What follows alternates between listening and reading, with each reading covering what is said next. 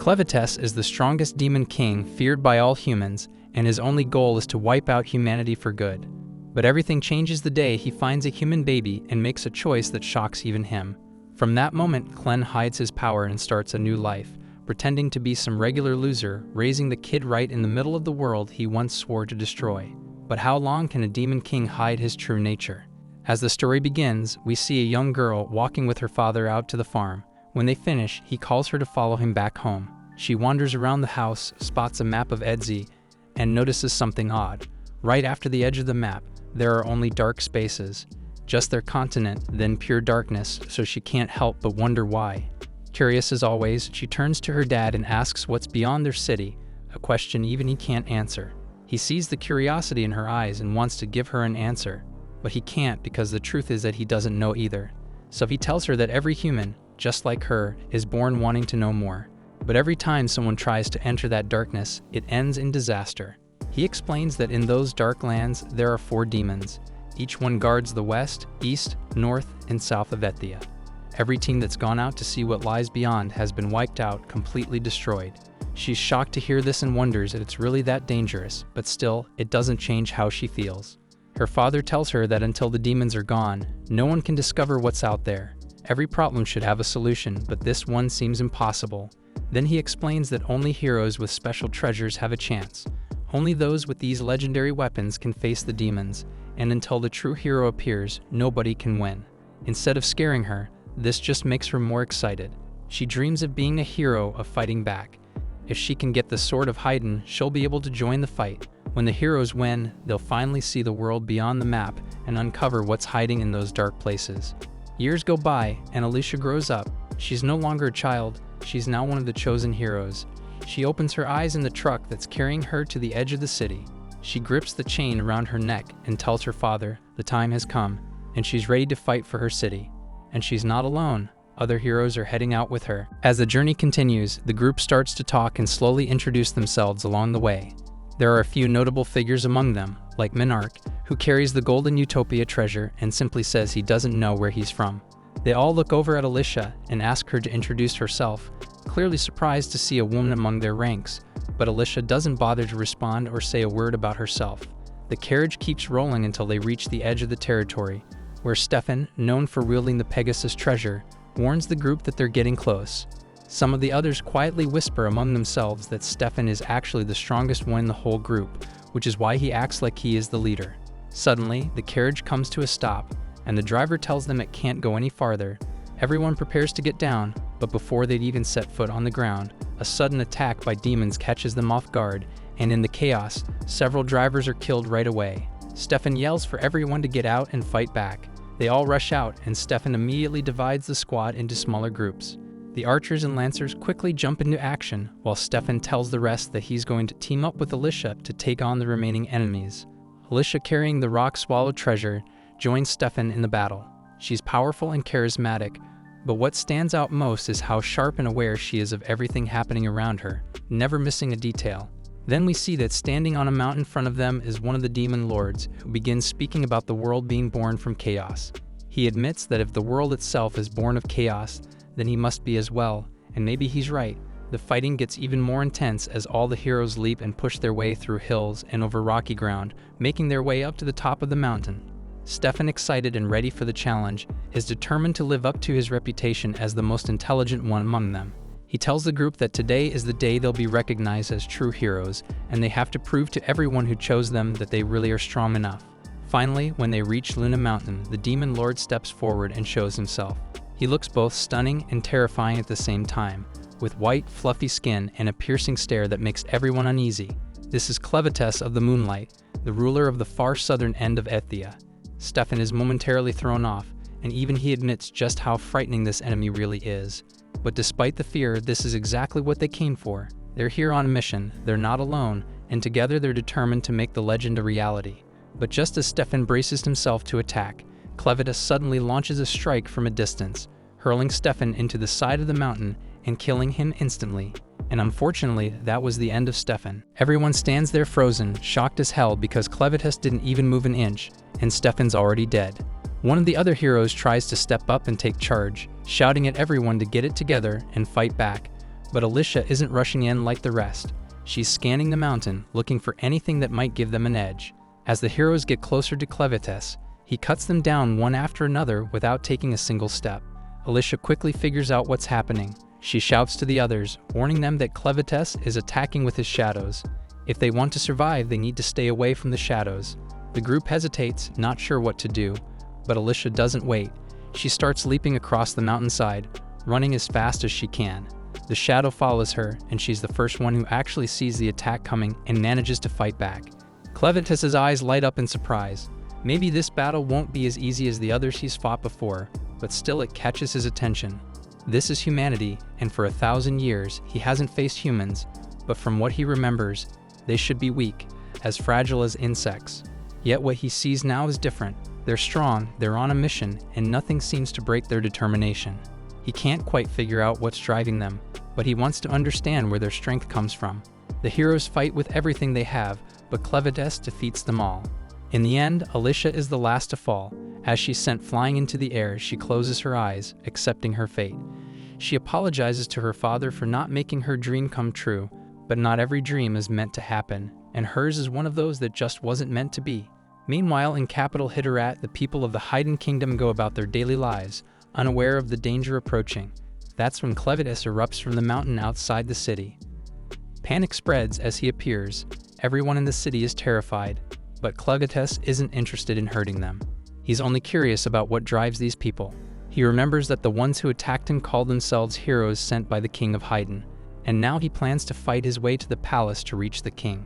The villagers panic and run for safety while the knights rush into action, bringing out their archers to launch an attack. But Clevatess doesn't attack them in return. Instead, he soars above the rooftops, heading straight for the palace, determined to discover what lies at the heart of their resolve. The knights strengthen the security at the palace gates and fire a volley of arrows at Clevatess, but none of their shots come close to hitting him. He watches their attacks, unfazed, and quickly realizes they're not as strong as he expected. They're still weak, and nothing they do can harm him. With a single swing of his arm, he smashes the palace wall to the ground. The knights quickly realize the situation is out of their control, so one of them rushes off to warn the king that the Demon King has attacked. The king doesn't seem surprised. For the Demon King to reach the city, there can only be one reason: the heroes have failed. He rises from his throne and moves toward the only thing he has left to protect, the legendary blade of Haydn, Mana Hitterate. The knight insists that a demon has invaded the city and can't be stopped, urging the king to hide. But if the demon truly is unstoppable, the king reasons there's no point in running because no matter where he goes, the demon will find him. The knights keep fighting, launching fire and arrows at Clevatess, but he knows none of it will make a difference.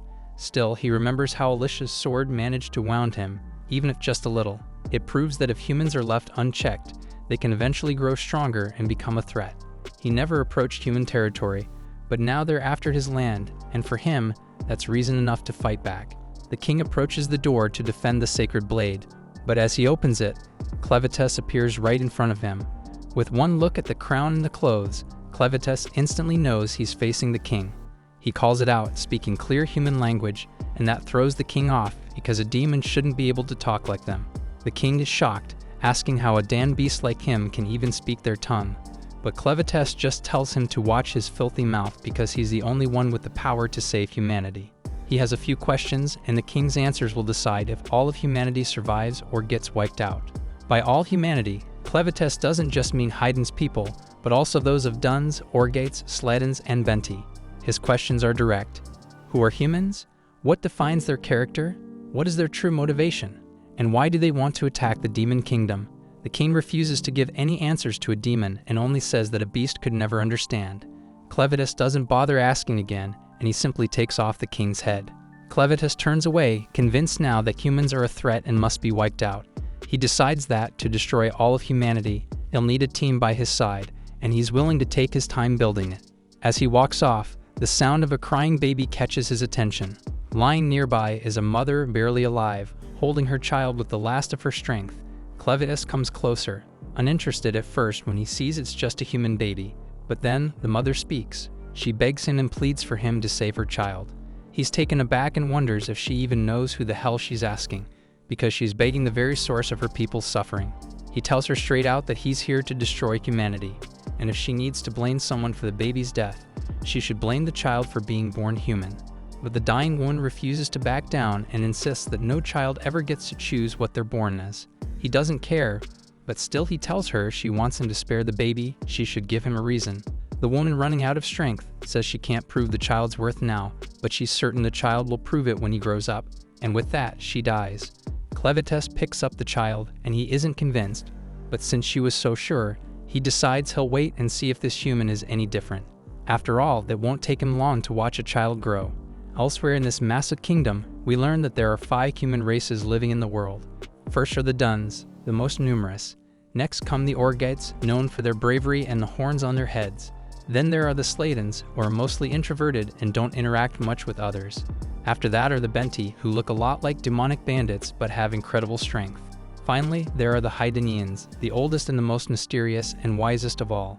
They have the unique ability to craft weapons from arcanicite. But only the royal family knows the secret technique. Because wisdom is what the Hydenians value most, they've spent years selling their weapons to the Duns.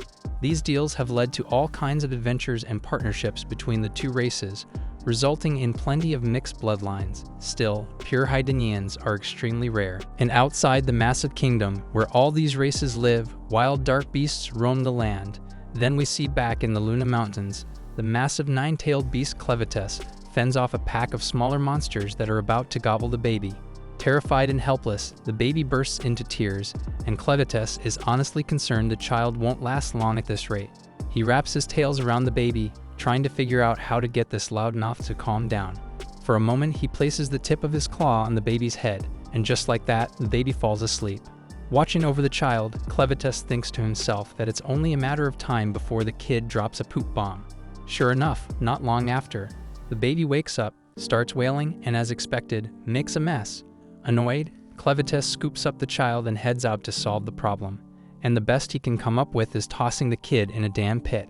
But it's not as bad as it sounds because it's just a pit full of bugs, harmless ones that actually eat poop. And while the bugs dig into the delicious meal, Clevatess blurts out his ridiculous idea that humans supposedly reach adulthood in just a matter of nights. He thinks back to where he found the baby and realizes he doesn't even know who this kid really is, and he blames his own soft heart for turning back to pick up the child in the first place. But it's too late for regrets. Now he's stuck with a human baby, and his pride as Lord of the Dark Beasts won't let him drop the kid off anywhere, so he decides he'll just have to raise the kid himself. But he has no idea what the hell to do next. He knows he can't raise the child alone because humans need to eat, and he has zero experience with this.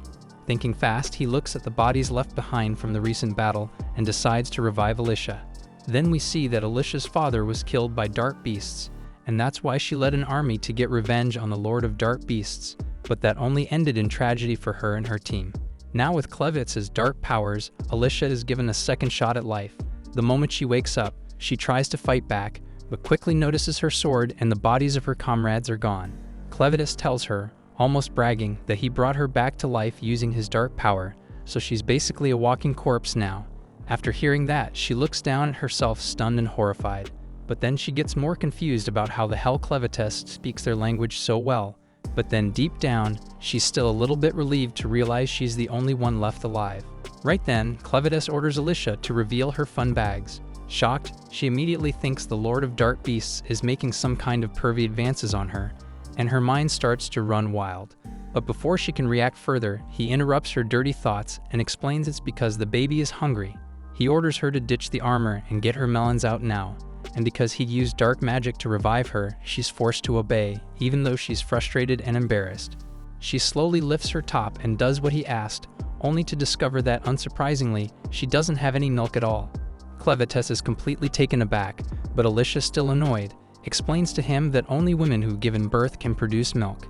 Embarrassed by the whole situation, she begs him to just end her life, but he ignores her. While they argue, the baby starts crying again, and instead of solving the problem, the two end up arguing about how Clevatess even found the child in the first place. Tired of the pointless conversation, Clevatess orders her to come up with a way to feed the baby. Even though Alicia knows nothing about raising a child, she admits they need a woman who can actually nurse the baby. The next problem is how do they find one, so she tells him they'd have to hire someone, but that requires money, and Clevatess of course is completely broke. but Alicia points out that with all the arcanocite in the cave, they could easily make some cash. While he's thinking this over, Alicia contemplates attacking him, but with no weapon, she has no choice but to stand by. After a quick pause, Clevatess agrees to find a woman who can feed the baby. He's about to leave the cave when Alicia points out the obvious. He can't just walk into town in his current form because he'd terrify everyone he saw. Alicia then offers to take the baby herself, but Clevatess refuses to let the child out of his sight. So instead, he transforms himself into the form of a human boy.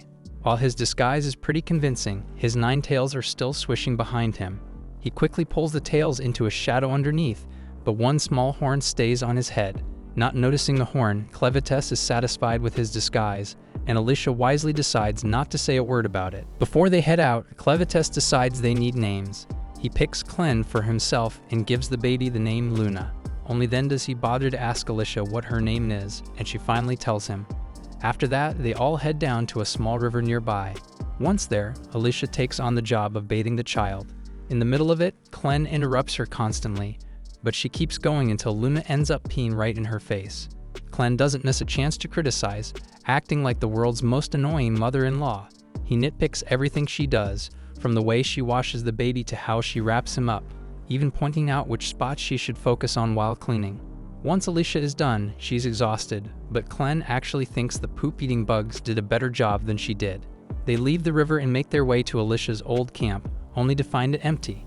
Alicia explains that her group hid their valuables somewhere else before the attack.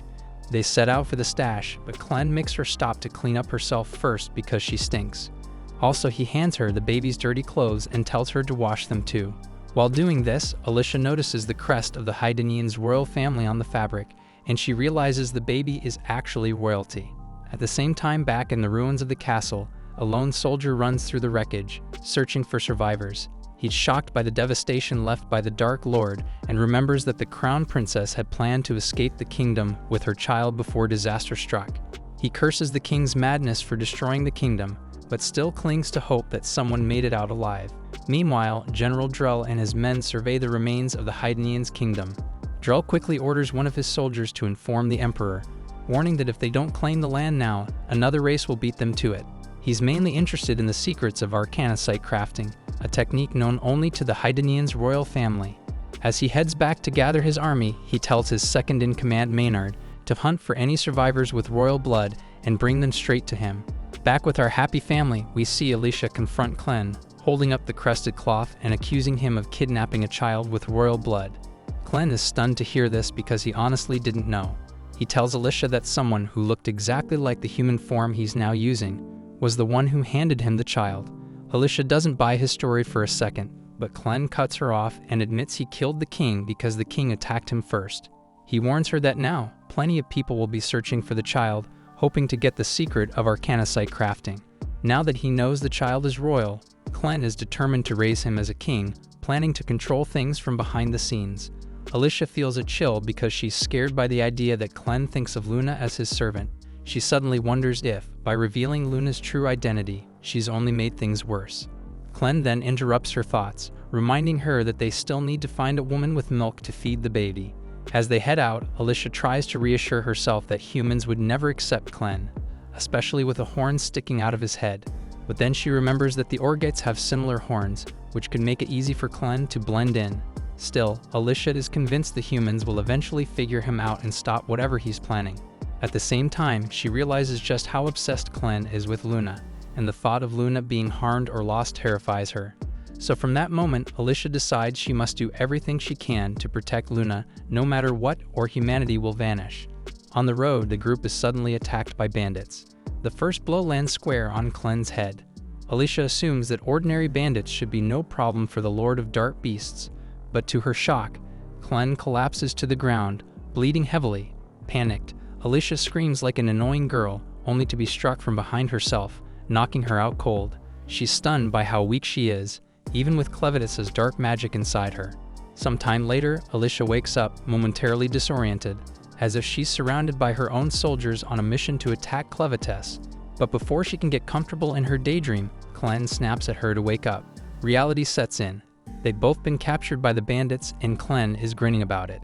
They realized they were all crammed into the bandits' crappy wagon, with a bunch of other sorry souls who'd gotten caught too. Somehow, Klein was just sitting there, little Luna snoozing in his arms, wearing this ridiculous grin that only made Alicia's nerves shoot through the roof. She glances at Luna sleeping quietly and asks Klein how in the hell he managed to calm the kid down. Klein replies that Luna was indeed crying earlier, but thanks to the gentle rocking of the carriage, she's quiet now. Alicia pushes her way past the other miserable captives until she's close enough to whisper sharply at Klein, demanding to know why he, the badass, legendary Demon King, let himself get caught so easily. She figures his sudden makeover must have weakened him so much that some random asshole knocked him out with a single hit. Klein chuckles, admitting that she's almost right. Apparently, when he transformed into this scrawny-ass human disguise, it accidentally made his body as fragile as a damn toothpick.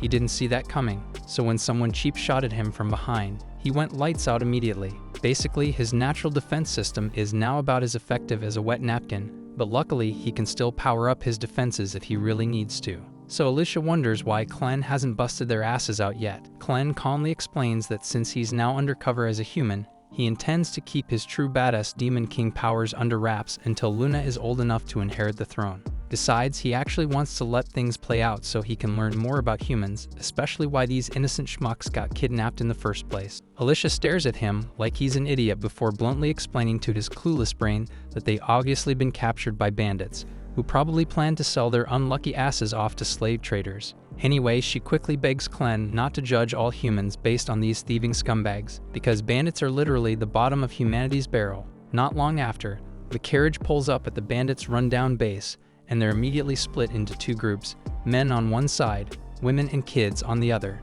One of the captives suddenly makes a run for it, clearly sick of this bullshit. So Dagarn, one of the bandit leaders, watches the idiot sprint away, smirking smugly, knowing the guy just signed his own death warrant. Sure enough, another bandit casually hurls a dagger at the fleeing guy, impaling him straight through the back and dropping him faster than a sack of potatoes. With that moron permanently out of commission, Dagarn calmly warns the remaining fresh meat not to try anything similarly stupid unless they want a blade decorating their spine too. Then his attention shifts straight to Alicia. He orders her to follow him, and before she can even protest, he roughly drags her off toward his room, intent on getting to the bottom of her melon. Klein then stands uncertainly until a woman named Karma, who appears to be in charge of handling the women and children section of this lovely human trafficking operation, notices him spacing out. Spotting Luna in his arms, Karma calls over her servant Nuru, whose messed up job is basically daycare for kidnapped infants. Then we learn that the bandits' hideout is located in an abandoned quarry, and deep at the bottom of this sketchy-ass pit lies a mysterious pool of water,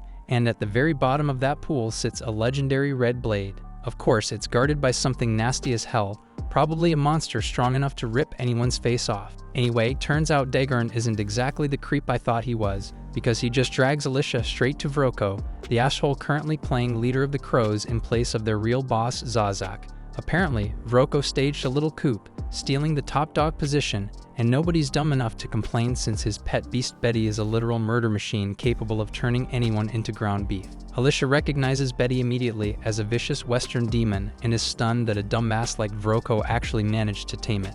Vroko casually chats with Betty, who complains that she's bored and wants to play with a human guy. With a twisted grin, Vroko tells her to help herself to either one of the unlucky bandit morons who brought Alicia over. But before Betty picks her unlucky chew toy, Vroko finally reveals why he summoned Alicia. Obviously, his goons snatched the magic crystals Alicia grabbed from Klein's crib, and Vroko knows exactly that they're from Mount Moon, the lair of Big Bad Clevatess. Considering this, plus the fact Alicia didn't immediately shit herself at Betty's presence, Vroko deduced she's one of the 13 heroes from Haydn sent on a suicide mission to take out Clevatess. Assuming Alicia was headed back to Haydn loaded with these crystals, Vroko decides to drop a bombshell. The royal capital of Haydn has already been annihilated by Clevatess. But this little apocalypse isn't exactly bad news for Vroko's crooked business. He proudly flashes a reddish sword, claiming it's a mana hiterite blade, which only Haydn royalty know how to craft. Of course, Vroko's sword is faker than a $3 bill, and the Crows have been scamming people left and right with these knockoffs.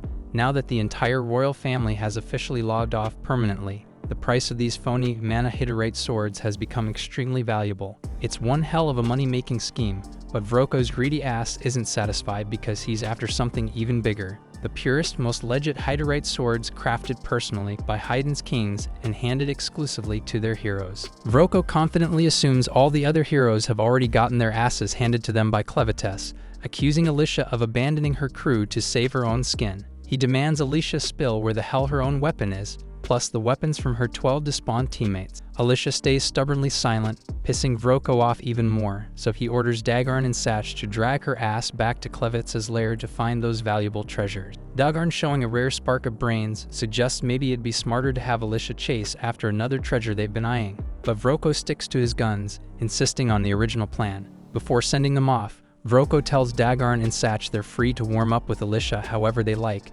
making sure she won't cause trouble during the journey. At the same time, Clen's found himself working as a waiter at the shitty little inn run by Karma. Watching the bandits trying to flirt with Karma makes Clen silently gag, genuinely wondering how these sleazy bastards manage to exist without spontaneously combusting from their own shittiness. On the other hand, Neru is busy feeding Luna her legendary milk, while also doubling as a waitress, and sadly the customers constantly abuse the hell out of her. Clen patiently serves meat to these low-life thugs, impressing the idiots with his strangely obedient demeanor. Karma, however, feels uneasy around Clen. Everyone here just assumes he's some kind of ogre because of his horns, but his pale-ass skin and ice-cold killer stare don't quite fit that profile. Suddenly, two particularly disgusting bandits decide to harass Neru, dragging her off somewhere private for their twisted entertainment. They spend all night torturing her, leaving her bruised and battered, but Neru stays quiet, silently enduring the abuse, and once those scumbags are finally done, she limps quietly back into the inn to feed Luna again like nothing happened. A few moments later, the same two bastards who brutalized Neru suddenly start feeling dizzy and weak as hell. Before they even realize what's happening, they straight up vanish from existence. Turns out Clen was behind their abrupt departure, quietly serving up some ice-cold justice for Neru. When Neru returns to Luna, she finds the kids safely in Clen's arms, totally clueless about what he just did to her tormentors. Her only concern is feeding Luna again, so she takes the baby and carries her gently to a nearby shed to nurse her in peace. Clen quietly follows her inside and sits down beside her, asking Neru to tell him about herself. He's curious if she's actually part of these crow assholes and what exactly their deal is. Neru hesitates for a second, unsure of how to explain, but Clen softly encourages her to continue talking, insisting he's genuinely interested in hearing her story and nothing more. Neru quietly begins to spill her tragic backstory, revealing that she's spent her whole miserable life stuck in this shithole, with no identity beyond being a member of the Crows gang. She never knew her father and only vaguely remembers her mother. As a kid, all she ever saw was her mom's back, and she learned early that her mother was basically just a serf, having caught glimpses of cruel people treating her badly. When she was 12, her mom suddenly disappeared without a trace. Neru never found out whether her mom died or just bolted to escape this hell, but she quickly learned what her mother had shielded her from. The same night her mother vanished, some of the crows stormed into her room while she ate and harmed her severely. From then on, life turned into a relentless nightmare. The vicious men slapped her daily, treating her worse than livestock, until Karma eventually stepped in. Karma took pity on Neru, bluntly explaining that if she learned to make them happy, they might actually leave her alone for a bit. That night, Neru decided to follow Karma's terrible advice and started learning how to do what she had to survive. Although she knew she could never match Karma's level, her life marginally improved. At least now she had work and could feed infants like Luna thanks to her unusually abundant milk supply, so in some twisted way she felt satisfied. Clen suddenly interrupts, confused as hell, asking bluntly how the hell she has milk without any children. Neru quietly admits that she had once been pregnant, but it ended in a tragic stillbirth. The baby moving inside her was the only thing keeping her sane, though when the midwives told her the child was dead, she sank into a frozen despair. Honestly, she was completely fine with passing away, figuring she might at least reunite with her lost child on the other side. But just as she was ready to let go, she suddenly felt warmth again.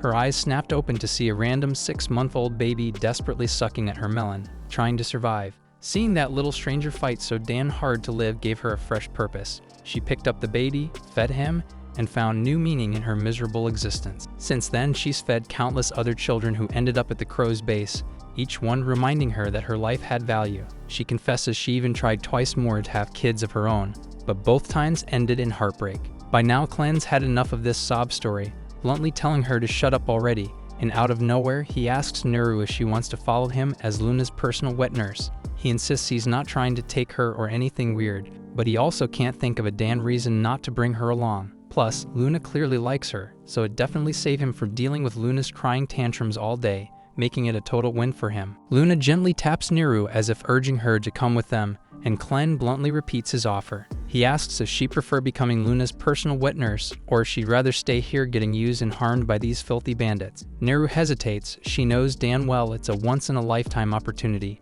but as far as she knows, Clen is just another slave, and hitching her hopes to him feels short-sighted as hell. She quietly admits she wishes things were different, but tells Clen she can't go with him. She gently explains that as long as he's a slave too, she can't trust he'll be able to protect her. Plus, there are plenty of other helpless kids here who depend on her for survival. Reluctantly, she hands Luna back to Clen, gives them one last sad look, and quietly walks away. Meanwhile, the bandit assholes drag Alicia over to a sketchy-ass bridge and force her to walk out onto it. Halfway across, she pauses and stares down, making the bandits laugh their asses off. They mockingly warn her that jumping from this height would be a quick ticket straight to hell, but Alicia's actually staring at something else entirely, gleaming gems resting at the bottom of the river below. She instantly recognizes the place and mutters in disbelief before the bandits gleefully confirm this is the exact spot where the legendary hero Cordwar bit the dust. Right then, one brave, desperate captive steps forward, claiming he'll dive down and retrieve whatever the bandits want if they'll just let him and his wife go.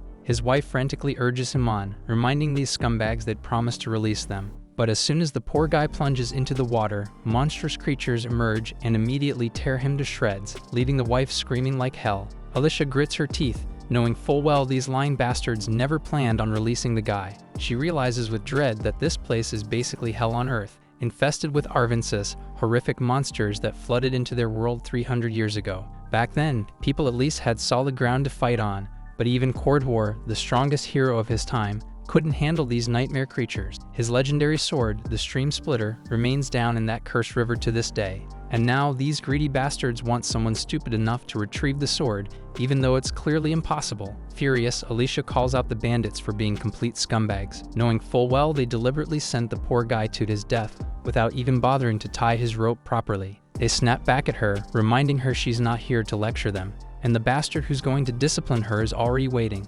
Alicia turns to see the disgusting thug Fido jump onto her bridge, openly leering at her and loudly fantasizing about stripping her. But before Fido can even lay a finger on her, Alicia suddenly breaks one of her own hands to slip free, snatches the sword from him like a damn boss, slices through the bridge ropes, and leaps off into the air. As she plummets toward the ground below, she mutters under her breath, desperately hoping Clen wasn't bullshitting when he assured her she wouldn't die. The group then nervously gazes down, terror rapidly overwhelming them as they catch sight of Alicia's unmoving body at the bottom. So it dawns on them instantly, with a chilling sense of despair, that their only clue for recovering the mysterious 13 regalia weapons has just become mincemeat. At the same moment on the ground below, Alicia wakes up, her immortality curse placed by Clevatess bringing her back to consciousness. While she can't die due to the curse, it doesn't grant any regenerative powers, leaving her completely immobilized from the neck down, with absolutely no damn idea how to proceed. Every bone in her body feels shattered,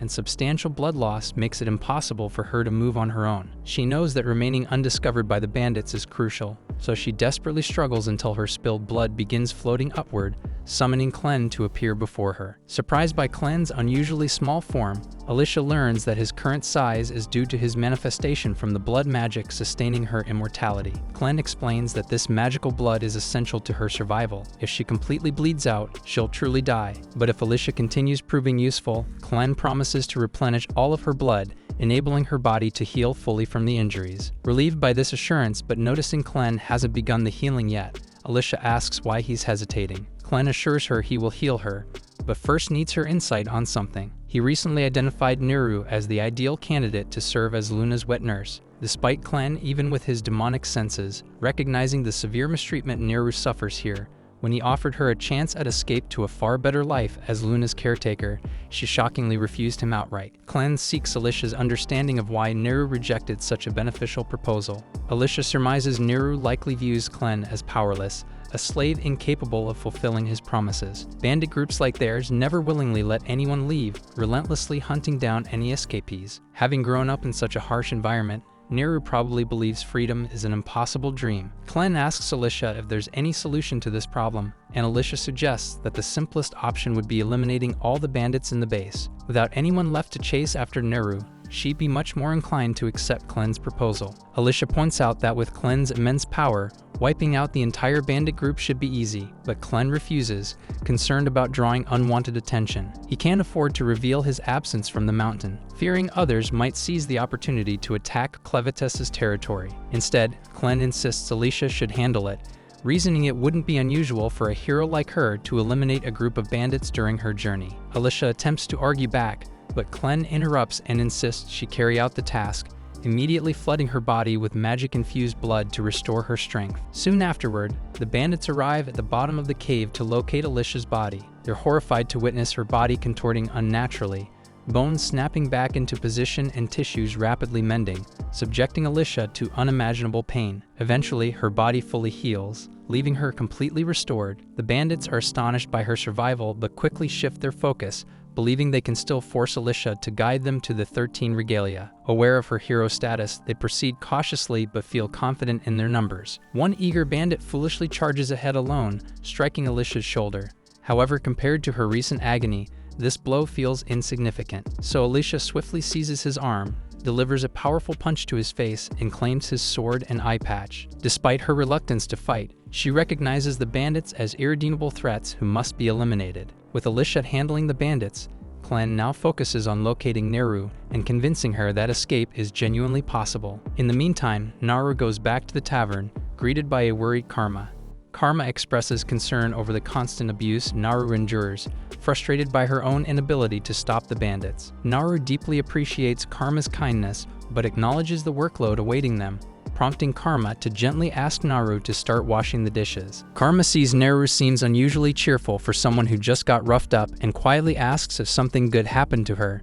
Naru hesitates, not exactly calling it good, but admits it made her feel happy. She curiously asks Karma if she knows anything about the outside world, catching Karma completely off guard, because Naru has never shown interest in that topic before. Karma cautiously questions why Naru would want to know, so Naru shyly explains she was born in this camp and has no idea what it's like out there. But Karma was brought here from outside, meaning she must have some stories to share. Karma quietly acknowledges she does know about the outside world, but admits they aren't pleasant memories.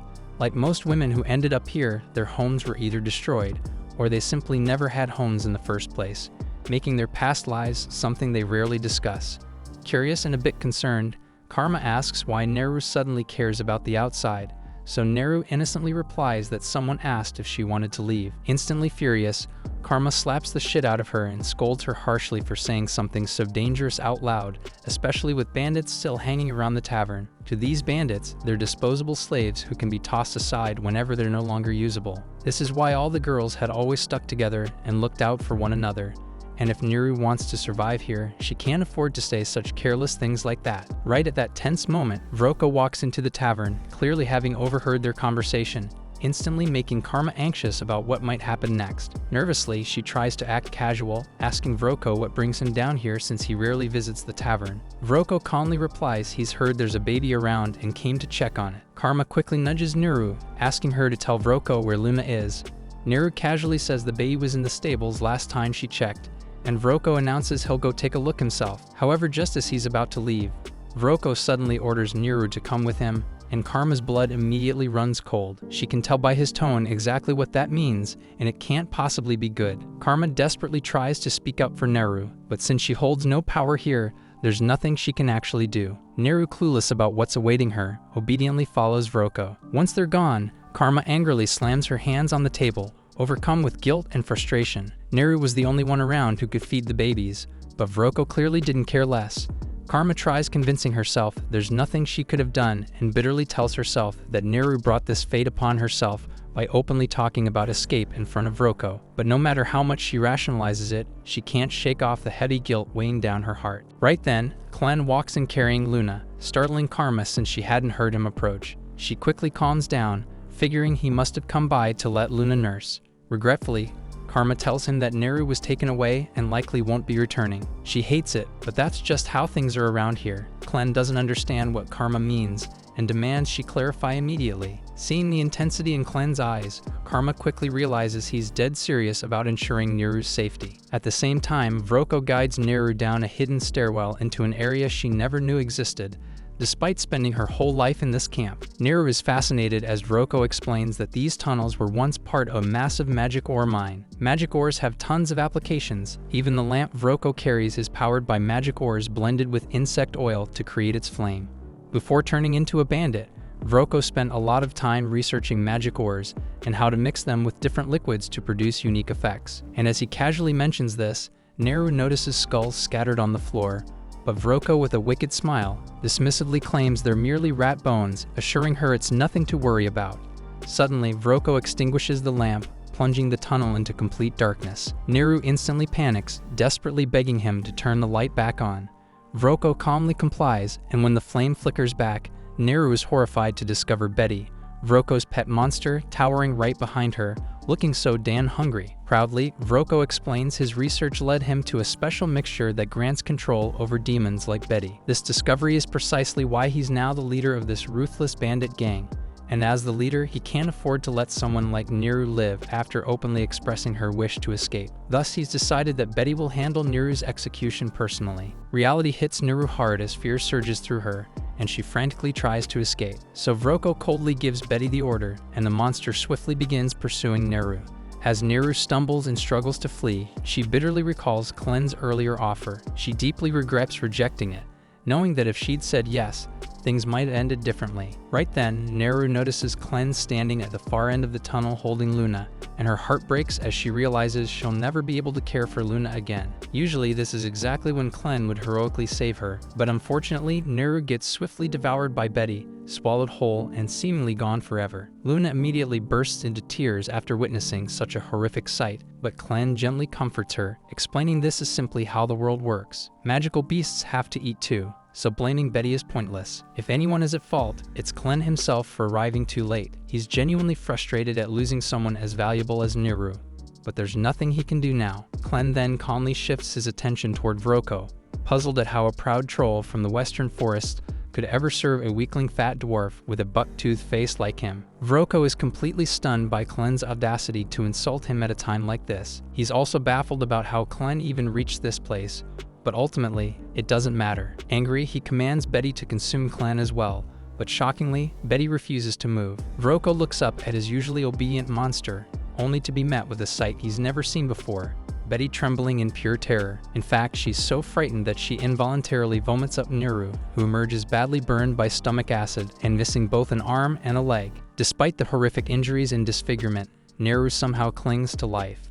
Without hesitation, Clen swiftly neutralizes the acid covering Neru's body and gently places Luna beside her, letting him offer comfort during her final moments. He then discreetly sends one of his shadows to quietly carry both Luna and the severely injured Neru away, while Vroko is distracted. When Vroko turns back to confront Clen again, he's utterly shocked to discover that Luna and Neru have disappeared. Confused and enraged, Vroko assumes Clen must have used some form of magic, but amusingly enough, Clen himself has absolutely no idea what magic even means. Vroko assumes Clen is pretending not to know what magic is, because magic is the only possible explanation for all the weird stuff he's been doing. Basically, magic involves mixing magic stones with other strange ingredients to create special effects. For example, this weird drug hidden in Vroko's coat is made from magic stones, a few rare herbs, and the larva of a nasty parasitic fly. When someone inhales it, they become dumb as hell, except for Vroko himself, obviously. That's exactly how he made Betty so obedient in the first place. Without hesitation, Vroko tosses the drug into the fire, causing a vapor to spread quickly through the air. The moment Betty inhales it, her mind goes blank, and she charges straight at Clen in a rage-fueled frenzy. Clen's fragile human body gets smacked around like a ragdoll, since he can't fully access his true power in this form. While he flies through the air, bouncing painfully off the cave walls, the only thing running through his head is how furious he is at Alicia for not warning him about this whole magic thing. Speaking of Alicia, she's currently busy slicing through bandits like they're discount meat, already having dropped 8 of them. Unfortunately, there's still a whole mob left to deal with, and the cheap sword she swiped off the first bandit has already snapped in half. She realizes she'll need a way better weapon if she's going to finish off this entire gang, so she makes a break for the flooded part of the cave. Around 50 angry bandits are still chasing her, and even though she's immortal, exhaustion is a very real problem. If her energy runs out before the bandits do, she's seriously screwed. Alicia finally reaches the flooded area. There's already a pack of hungry monsters swimming at the surface, ready to snack on her. Jumping straight in would be suicide, so instead, she rushes up the wooden scaffolding, luring as many bandits after her as possible. Once a big group has followed her up, Alicia swiftly slices the ropes holding the scaffolding together, sending the screaming bandits crashing into the water below. With so many bandits suddenly flailing in the water, the monsters lose their minds and start tearing into them, enjoying a full-on buffet. While everyone is busy getting eaten, Alicia hides herself inside a nearby barrel. Since suffocating to death isn't a problem for her, she patiently waits as the barrel sinks into the depths, bringing her safely down to the bottom of the lake, exactly where the legendary sword awaits. However, successfully holding her breath for the entire descent turns out to be far tougher than Alicia had imagined, and before long, the unbearable pressure combined with the brutal oxygen deprivation hits her exactly as she dreaded. Her entire body becomes paralyzed under the merciless water pressure, and despite knowing full well she's immortal and can't genuinely drown, resisting the desperate urge to shoot back up to the surface is absolute hell. After what feels like an eternity, she finally smashes against the ground, stumbling out of the barrel in a disoriented daze. Instantly, the crimson glow of the legendary sword catches her eye, shining faintly in the darkness, and she immediately drags herself toward it, despite her muscles screaming from exhaustion. Alicia knows damn well that once she grabs that sword, she'll gain a massive power-up, and hauling herself out of this hellhole will become a piece of cake. But just as she's about to catch it, an enormous blood-red eye opens directly in front of her face, and only then does it dawn on Alicia that she's not actually standing on the lake bed, but right on the goddamn back of a colossal monster, which has just woken up thanks to her clumsy landing. The huge beast starts rising from its sleep, throwing Alicia around like a ragdoll in the violent currents. It hits her that this abomination is exactly why the legendary hero bit the dust down here. But she's not about to lose her focus now. Frantically, she lunges once more toward the sword, desperate to grasp its hilt. But right then, the enormous creature opens its cavernous mouth, creating a powerful suction that threatens to swallow her whole.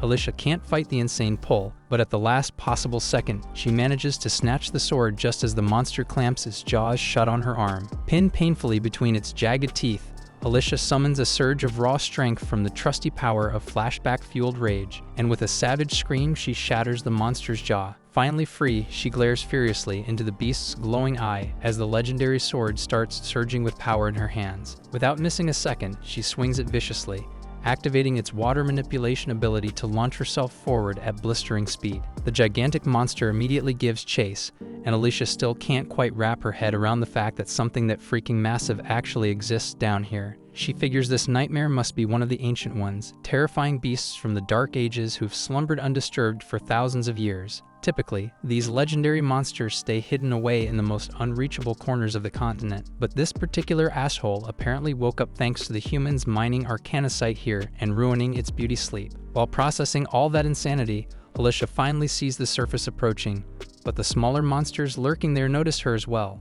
She's painfully aware that she'll need oxygen immediately if she's gonna have any chance of winning this messed up fight, but those hungry little bastards are already blocking her path. With a swift swing of her sword, Alicia propels herself upward, brutally slicing one of the beasts in half, and finally breaches the water's surface. The bandits stare in absolute disbelief, completely losing their shit at seeing Alicia alive again, but before she can even fully catch her breath, the enormous monster erupts out of the lake behind her. The sight of it sends the remaining thugs into a hysterical frenzy, and immediately the Ancient One unleashes hell, whipping out its massive tentacles and smashing everything in its path. Alicia has no choice but to dodge frantically and pull back, since even her best hits barely scratch the surface of this behemoth. It hits her quickly that even a legendary hero like her has no real chance going solo against a monster of this insane scale. Fortunately, the Ancient One decides to take out its rage on the panicked bandits instead, devouring most of them instantly, and the handful unlucky enough to escape its jaws end up shredded by the monster fish, leaving nothing but chum in the water. So Alicia figures her job here is officially done. Just then, she hears Clen's voice echoing in her head and glances around, searching for the bastard. He quickly tells her he's talking to her through telepathy, adding that while he can't clearly see what happened, the bloodbath he's sensing all around means she's obviously completed her mission. Alicia explodes at him through their mental link, cursing him out for not helping her when she was fighting for her damn life, but Clen shuts her off, calmly saying he's dealing with his own shit show at the moment. Alicia struggles to imagine anything that could trouble someone like a demon lord, Clen explains he's facing some weird technique he's never encountered before, and this human form he's wearing sucks way more than he expected. He complains that Alicia conveniently forgot to mention magic's existence to him, promising her that once she returns, he'll punish her accordingly. Still, he's already dealt with the brainwashed troll, and he is now chilling on top of the troll's body. Elsewhere, Vroko is desperately sprinting for his life, internally screaming about how Clen turned out to be some ridiculously powerful mage who one-shotted his troll like it was nothing. In his blind panic, he trips over Neru's lifeless body with baby Luna bawling beside it, and as soon as he sees the kid, a sinister idea pops into his twisted mind, giving him one last shot at salvaging his hopeless situation. Meanwhile, Alicia rushes to regroup with Clen after getting his instructions, immediately noticing the bizarre crimson smoke drifting through the air. Clen, on the other hand, quickly notices the sword Alicia is now awkwardly hiding beneath some cloth. She bluntly informs him she's sure as hell not discarding the blade after nearly getting herself killed trying to get her hands on it. Clen could honestly care less about the sword right now though, because that strange red smoke is seriously messing with his senses. He irritably informs Alicia that although normal humans and animals seem unaffected, it's completely throwing him off balance as a demon lord. He can't smell a damn thing, his ears won't stop ringing, and frankly, he's pissed off. Clen growls in frustration, saying that if he reverted to his true form, he could obliterate the entire area and clear this irritating smoke instantly. But there's no way in hell he's going nuclear until he knows exactly where Luna is. Alicia immediately freaks out upon discovering that Luna isn't with Clen, but he quickly reassures her, saying the kid shouldn't have gotten far. He then demands Alicia spill whatever she knows about magic.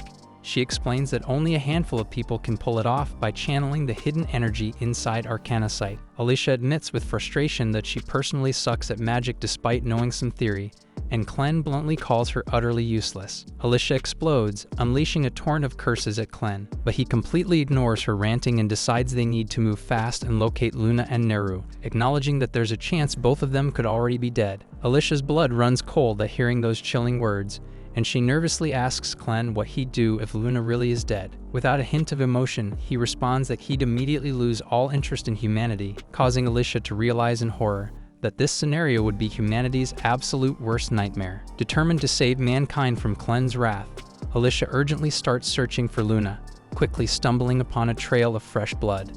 She asks Clen if Neru had been bleeding, and he confirms it. Alicia guesses that either Neru's dragging herself along or somebody's pulling her. Either way, they wouldn't have gotten far, meaning they need to move their asses right now. Meanwhile, Neru is barely alive, desperately holding on to Vroko's leg with every shred of strength she has left, determined to protect Luna, even if it's her last damn breath. Vroko, completely pissed off, keeps cursing and brutally kicking Neru, ordering her to let go, but she stubbornly refuses. Vroko is desperate to shake Neru off so he can flee with Luna, since earlier when he tried to grab the kid, Luna's cry made his magic lantern explode spectacularly. This made him realize that Luna clearly possesses insane magical talent, and being a pure-blooded Haydn, he might even belong to the royal family. Frustrated, Vroko raises his blade to cut off Neru's wrist and finally free himself, but just then Alicia bursts onto the scene, furiously ordering him to stop. Vroko nearly pisses himself, demanding to know what happened to his men who went after her. Clen coldly answers him, casually mentioning that his men ended up as dark beast snacks. Vroko totally panics now, desperately threatening Alicia and Clen not to get closer, or he'll chop off Luna's tiny fingers. Clen, completely unfazed, dares the bastard to go ahead, mocking him that he can just heal any injuries anyway. Alicia quickly interrupts Clen, scolding him that even if he fixes Luna's wounds, he can't heal the mental scars it'll leave behind. She insists Clen shut up and let her handle this negotiation herself, then dramatically reveals she has the legendary hero's magical weapon. Vroko practically loses his mind when he spots the legendary sword, but Alicia suddenly hurls it into the wall behind him, shouting at him to take it. She instructs him that he'll need both hands to pry the sword out, and promises that if he leaves Luna unharmed, she'll let him keep the sword and walk away. Vroko starts laughing bitterly, calling bullshit because no true hero would ever trade away such a powerful weapon just for some brat. Convinced now more than ever that Luna really is royal blood, Vroko changes his tactics and demands Alicia reveal the locations of the 13 legendary weapons she and her allies possess if she wants the kid back. And Clen also tells Alicia to just give up the damn locations, dismissively remarking that they're only weapons after all. Alicia coldly tells Vroko that the legendary weapons are hidden at the deepest part of the canyon beneath Luna Mountain. but warns him he'll have to personally haul his ass there if he wants them. Vroko chuckles smugly, boasting that it'll be easy for him to snatch those weapons since he's mastered more than just one type of magic. Without warning, he throws a mysterious black powder into the air, gently taps Luna to startle the kid into crying, and triggers Luna's powerful magic instinctively. Luna's energy activates Vroko's hidden spell, cloaking him in invisibility. Smirking with confidence, he starts strolling away, fully convinced Alicia and Clen can't possibly track him now. But just as he thinks he's gotten away clean, Alicia suddenly materializes directly in his path and effortlessly slices him straight in half. Vroko, completely baffled, gasps in disbelief, asking how in the hell she found him. Alicia coldly explains that even if he turned invisible and muffled all the noise he made, she could still clearly hear Luna's crying. Meanwhile, Clen retrieves Luna and brushes the invisibility dust off the kid. Alicia bitterly decides to let Vroko's corpse remain invisible, quickly turning her attention to Neru, realizing with gratitude that Luna only survived because Neru protected him with every last ounce of strength she had. Alicia desperately asks Clen if he can't save her, but he coldly replies that he can control only one zombie puppet at a time, and Neru's body is way too damaged for his regeneration ability alone. He casually says they could potentially get replacement parts elsewhere, but it'd be a hell of a lot easier just to let her die. Alicia immediately snaps at him, furiously shouting how the hell he could abandon the woman who sacrificed everything to protect his child. Passionately, she declares that if she were a mother, she absolutely trusts someone like Neru to watch her child, and hearing Alicia's heartfelt speech, Clen finally caves and decides to save Neru. But he warns Alicia that she'll have to die temporarily because he'll need every bit of mana he invested in her. Without hesitation, Alicia boldly says she doesn't give a damn if she has to die again for someone else. After all, she's the freaking hero. So Clen takes her words at face value, instantly kills her. Moments later, Neru awakens, utterly confused as she realizes she's somehow still alive. Even more shocking, she discovers her body's been completely reconstructed by Clen during the healing process. Neru hesitantly asks if he's the one who saved her life, and Clen casually confirms it, adding that she should really be thanking the hero. He explains that healing Neru took longer than expected, causing Alicia's body to start decomposing. But now that he's restored Alicia's mana, she should wake up again shortly. Seconds later, Alicia woke up dramatically, springing up like she's breakdancing, immediately panicking about her missing sword. Clen ignores her antics, calmly informing Neru that she's been reborn, and from now on she'll go by the name Neliru. He hands Luna back into her arms, firmly telling her that from this moment onward, she'll be traveling with them, and this time without hesitation, Neliru gratefully accepts his offer with a genuine smile. The next morning, Clen abruptly confiscates Alicia's blade, leaving her crushed, but he firmly points out that openly carrying it would just draw unnecessary attention, so he'll store it securely in his shadow until it's genuinely needed. At the same time, Neliru wraps up gathering heaps of gear from the bandits for their journey, even managing to scavenge a respectable outfit for the baby. Alicia asks if Neliru is seriously planning on carrying all that stuff alone, since it looks ridiculously heavy, but Neliru brushes it off, saying it actually feels pretty light. Alicia suddenly remembers Neliru lost a huge chunk of her body yesterday when she nearly died, so Clen must have swapped those parts out for something powerful enough to make her this strong. But Alicia still has no clue what the hell he actually did. Neliru then eagerly approaches Alicia, offering to help by carrying her sword, but Alicia sadly admits she doesn't even have her sword anymore. Neliru instantly perks up, remembering Vroko mentioning he stashed a bunch of badass swords inside his desk. Hearing this, Alicia immediately lights up and begs Clen to at least let her have a normal sword. Clen is fully aware Alicia is practically useless in combat without a weapon, sighs and tells her fine, she can go grab one. So Alicia excitedly rushes off to raid Vroko's desk. With Vroko and his entire bandit crew dead and the slaves already gone, the hideout is eerily deserted now. Clen casually asks Neliru if she'll miss the place, but she quickly responds she's had nothing but nightmares here, so she's more than thrilled to leave it behind.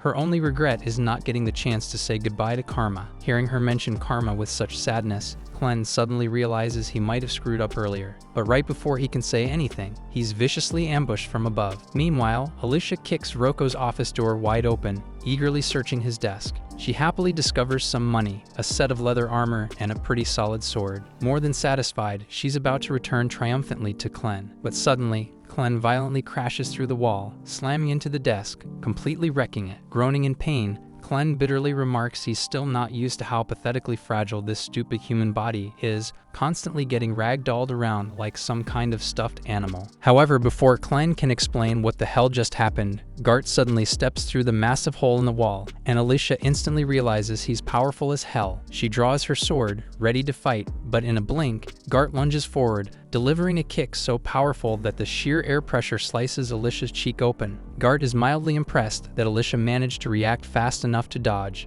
but he figures she won't last long, immediately launching into a ruthless barrage of kicks until Alicia stumbles. He then jumps back, unleashing a violent gust of wind that blasts Alicia straight through the roof and out of the building. Alicia crash lands outside, and Gart is again genuinely surprised she can still stand after that hit, so he calmly offers her a deal. He says he's only after Clen. If Alicia drops her sword and leaves right now, he promises he'll stop fighting her. But Alicia doesn't trust a word Gart says, convinced he's just another surviving bandit. She bitterly wishes she had her stream splitter sword right now, but since that's not happening, she'll have to rely on one of Hayden's techniques instead. Clearing every useless thought from her mind, Alicia narrows her focus until the only thing she's thinking about is slicing Gart to pieces. With her mind crystal clear, her movements become much more precise, and she suddenly darts forward with a shocking burst of speed. Gart is caught completely off guard by Alicia's sudden acceleration, and just as her blade is about to land, Clen shouts sharply at her to stop. Alicia's body instantly freezes mid-attack, instinctively obeying Clen's command, but her mind still burns with nothing but pure murder,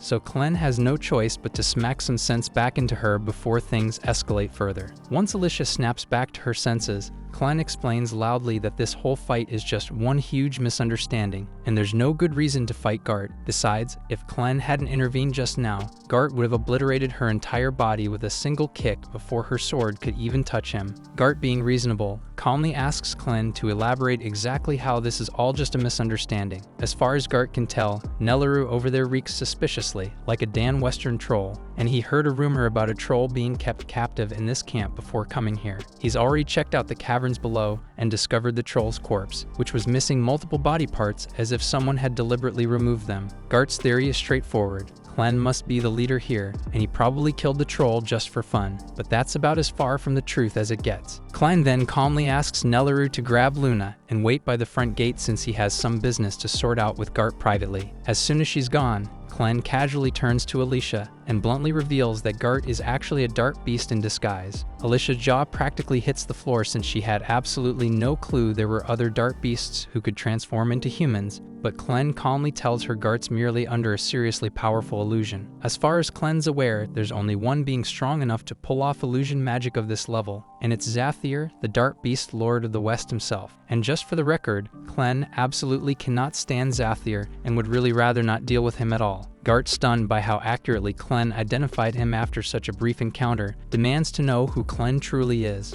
Not wanting to expose his actual identity, Clen smoothly lies, claiming he's merely a servant of the dark beast Lord Clevatess. Gart buys the story immediately and dispels his illusion magic, revealing his true form as a monstrous bird serving under Zathir. Having shown his real form, Gart asks Clen to offer proof of his own dark beast identity, prompting Clen to reveal one of his shadow tails. Satisfied by this proof, Gart quickly calls for a truce. Meanwhile, Alicia is having a full-blown mental crisis because this is way too much crazy information hitting her at once. First of all, she had zero idea there were other beasts like Clevatess who could disguise themselves as humans and speak human languages fluently. If that's true, then what the hell was the point of the heroes going to war against Clevatess at all? Noticing Alicia freaking out, Clen sighs, telling her to chill out, because there really aren't many dark beasts out there capable of such elaborate disguises. Aside from Zathir, none of them would even bother interacting with humans without a dang good reason. With all that cleared up, Gart bluntly asks why the hell Clen is willingly associating himself with a human lady.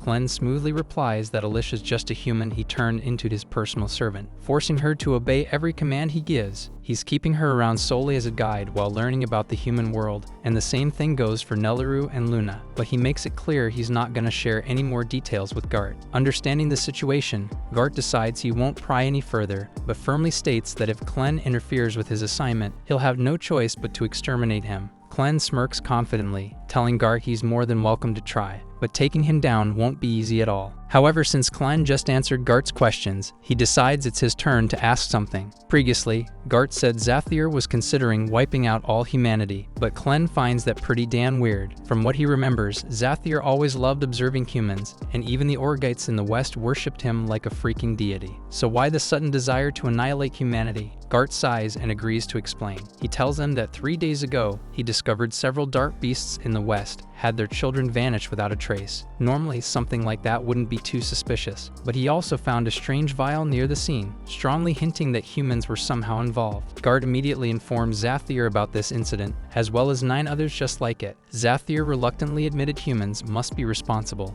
expressing shock that they'd betray her trust like this despite all the goodwill she'd shown them. Enraged, Zathir ordered Gart to investigate further, and if he confirmed humans were indeed kidnapping the dark beast's children from the forest, she completely wiped them from existence. Clen contemplates this for a moment and suddenly realizes there might actually be a connection between the dark beast kidnappings and the bandits. The night before, during his interrogation, Karma revealed that every child born in this camp was sold off to a mysterious group due to their special talent, exactly what Vroko intended to do with Luna. Clen suspects there's gotta be some link between the kidnapped dark beast children and the humans buying these kids. Given the mention of talent, Clen strongly believes magic is involved somehow. The moment Alicia hears Clen mention magic, her expression darkens instantly, prompting Clen to ask if she knows anything. Alicia reluctantly admits magic isn't exactly her specialty, but kidnapping children for magical talent definitely sounds like something those bastard wizards would do. Wizards have completely changed warfare in human kingdoms over recent years. These days, battles are practically decided entirely by the wizards each side has, because a single wizard can wipe out dozens, sometimes even hundreds of soldiers with a freaking single spell. Sure, wizards can be countered by other wizards, so they're not invincible, but they're undeniably terrifying on the battlefield. The very first person to weaponize wizards in warfare was General Drull, the infamous dragon slayer, who just happens to be the same monster that killed Alicia's father when she was young, so of course Alicia held a bitter grudge against him ever since. Clen finds this revelation pretty interesting, but he's confused as hell why Alicia wasted all her time chasing him instead of hunting down the bastard who actually killed her dad, considering Clevatess never even harmed humans before they invaded his territory. So Alicia quietly replies that it was her dad's dying wish, so she had no choice but to set her own feelings aside and complete the assignment to invade Clevatess's domain. At the same time, in another part of the human kingdom,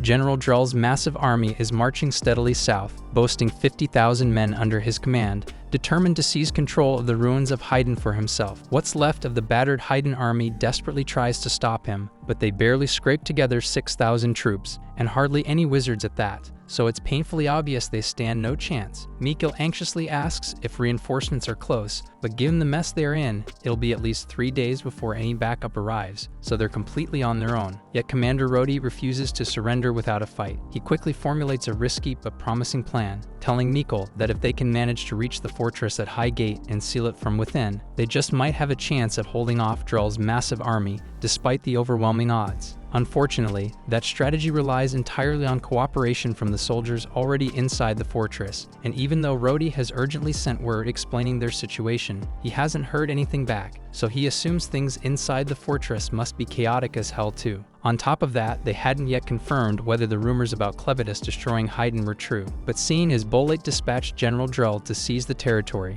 Rhodey grimly concludes that Haydn must have indeed lost, and he suspected that Drull's real objective is probably the legendary forge of Haydn itself, because without it, creating magical weapons would be impossible. Mikkel nods gravely, agreeing it'd be a complete disaster if Bolate got their greedy hands on the forge, crafting deadly magical weapons for their army. But the reality is even worse. The Royal Forge of Haydn is one of the oldest and most powerful magical artifacts ever created. If those magic-obsessed Bolates managed to obtain it, who knows what dark secrets they'd uncover. And with that kind of power, conquering the entire continent would be child's play. So Rhodey sternly concludes they must prevent that nightmare scenario at all costs. Elsewhere, General Drull meets privately with Maynard, the most powerful wizard under his command. Maynard reports he's now confirmed that Haydn has definitely been obliterated by Clevatess, and tragically, every member of the royal family was verified dead. Well, almost all because the 6-month-old crown prince somehow escaped. He's the last remaining royal heir, but his whereabouts remain anonymous, so Maynard can't yet verify if the child's alive or dead. In better news though, Maynard reveals he's received a report from some bandits who discovered a baby matching the prince's description exactly. Maynard insists it's worth looking into, and Drell immediately grants him full authority, ordering him to use any means necessary to track down that baby and bring him back. Not long after, Clen and the group rolled into a nearby town, and while Alicia went off to scout for information, Nelliru took the opportunity to brew Clen a cup of coffee. Naturally, Clen had zero idea what coffee even was, so he asked about it, and as it turns out, Nelliru wasn't too familiar either. It was just one of those pricey drinks Vroko occasionally demanded from her, so she decided to grab some beans on their way out, figuring Clen might like it. Intrigued by the mysterious bean drink, Clen let it cool off, took a small sip, and to his surprise, it actually tasted really damn good. Nelliru's happy he liked it, but there's something that's been nagging at her. She finally asks what happened to that sketchy guy who attacked Clen back at the camp, the one who mysteriously dipped without a trace. Clen explains that after Gart learned about wizards and magic from Alicia, he said he was heading off to report back to his master, so they won't be seeing him for a while. Still, Clen assures her that even if Gart shows up again, he probably won't cause trouble because the dude's not suspicious of them anymore. Right then, Alicia comes sprinting up the hill looking like a walking red flag.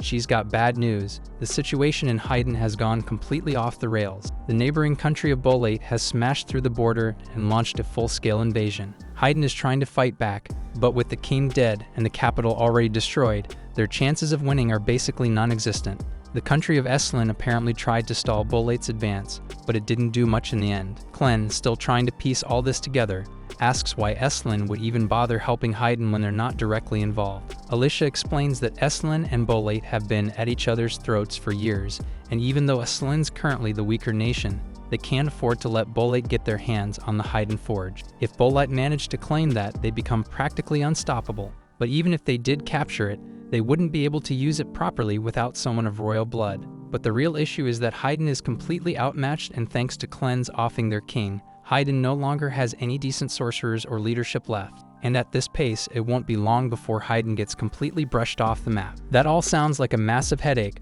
but Clen honestly doesn't get why he should care because his only goal is to make Luna king. Whether Bolate burns Haydn to the ground or throws a party in the capital, it's none of his business.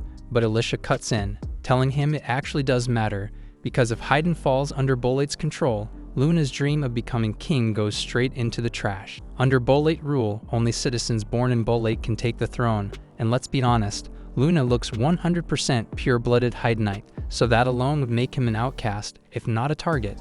Worse, pure-blooded Haydnites aren't just rare, they're valuable. Their blood is literally the key to refining arcanocite efficiently, and with a psycho like Drell leading Bolate's army, there's no telling what horrors he'd unleash to get his hands on someone like Luna. Alicia knows this firsthand. Drell was the man who killed her father, and not because they were enemies or anything like that. No, they used to be tight. But since her dad was considered one of the most elite swordsmen in the land, Drell showed up years after the guy retired just to challenge him and prove he was better. And when he won, he looked Alicia dead in the eyes and blew up her house for no reason other than pure malice. Alicia was burning with rage, ready to grab her father's sword and avenge him right then and there, but her father stopped her, because he knew Drell would kill her on the spot if she even tried. With his dying breath, he begged her not to go down the path of revenge. He warned her it would only lead to endless war and suffering. Instead, he asked her to become a hero, someone who saves people, not someone who destroys. He promised he'd always be watching over her, and she never forgot. Now with Bolate sweeping through Haydn like wildfire, Alicia tells Clen that the only way to ensure Luna's future is to stop them, drive them out,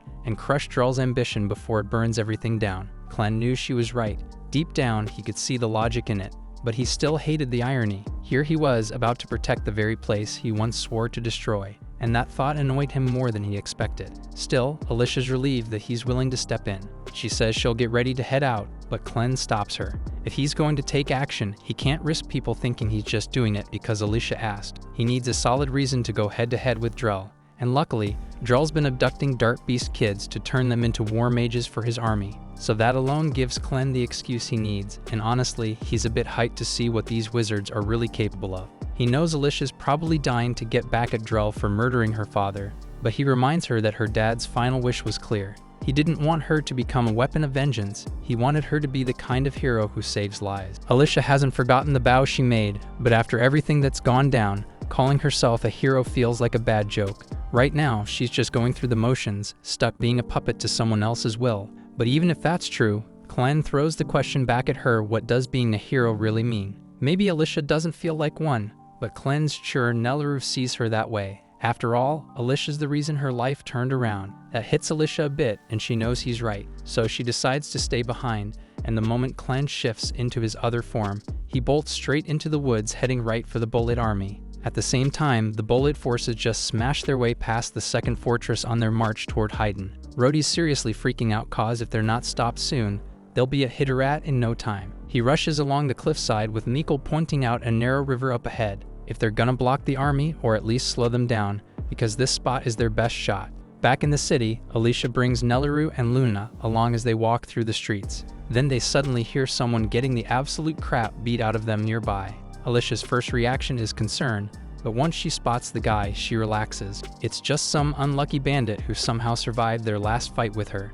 Not exactly someone worth saving. The townspeople already know all about what the bandits have done, and when they realize this guy's one of them, there's zero chance they're letting him walk free. Nelaru's still a little shaken, mostly cause this guy used to harass her constantly. Alicia tries to comfort her, saying he won't even recognize her now that she's changed a lot. Unfortunately, the guy does recognize Alicia, and the second he sees her, he tries to shift the crowd's attention by yelling that she's the one who unleashed the giant sea monster in the old mineshaft. A few heads turn to see what he's shouting about, but Alicia's already slipped away by then. Even if someone had seen her, it wouldn't change the fact that this dude's a bandit and no one's buying his crap. In the end, all the bandits found in the area end up hanging, and the locals are still feeling pretty uneasy about everything going on lately. First it was Clevatess attacking, then came the Bullet invasion, and now some ancient underwater octopus freak.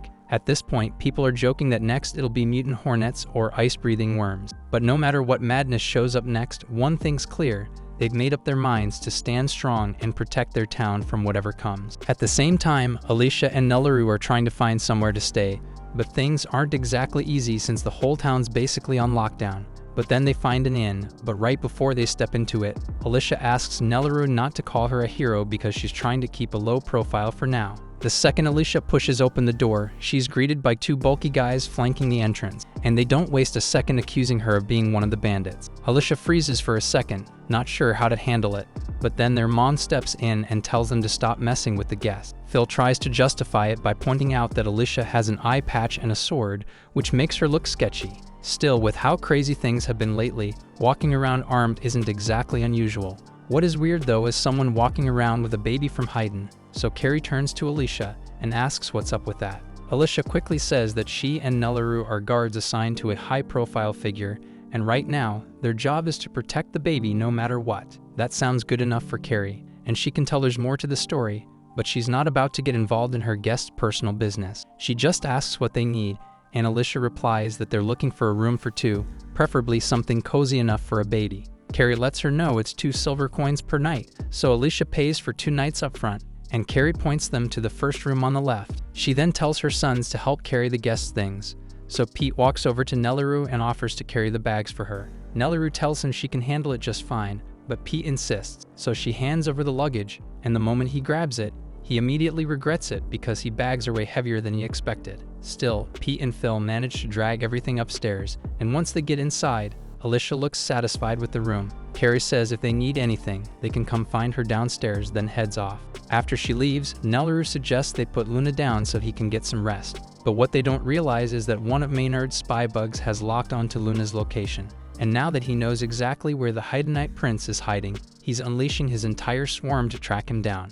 Later on, Alicia stands by the window, her mind drifting, wondering if Clen has made it to the front lines yet. But before she gets lost in thought, Nelaru calls her over to check out Luna's very first baby tooth because it looks so adorable. Just then, Kara knocks on the door to let Alicia and Nelaru know their food is prepared. But once she notices Luna's still asleep, she tells Alicia to come down and grab it herself so she can bring it back upstairs. Alicia follows her down, and Carrie points to the meal laid out at the far end of the table.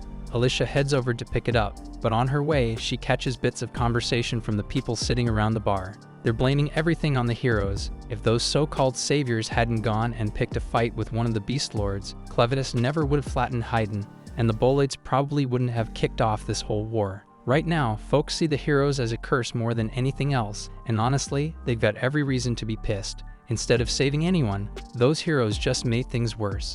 Alicia's just about to head back upstairs when she suddenly picks up on something. There's a dark beast nearby, and before she can act, something crashes through the window.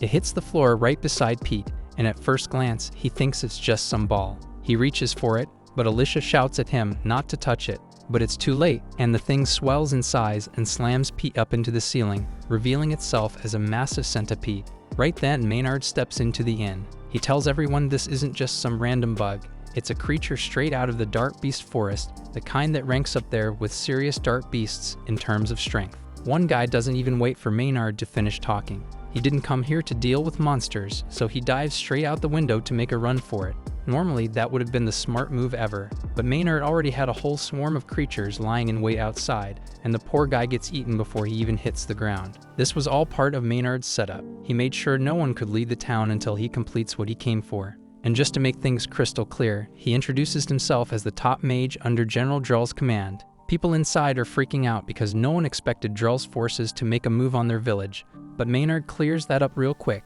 He's not here to take over anything. His only task is to confirm whether the Haydnite baby in this town has royal blood. Alicia knows this is about to go downhill fast because if Maynard already knows about Luna, she has to get him out of here now. But before she can make a move, she hears Nellaroo scream from upstairs. Turns out Maynard's already sent someone up in the room, and it's his subordinate, a telekinetic spellcaster named Nay Chiffonlets, and she's got Nellaroo pinned against the wall using the bed frame like a weapon.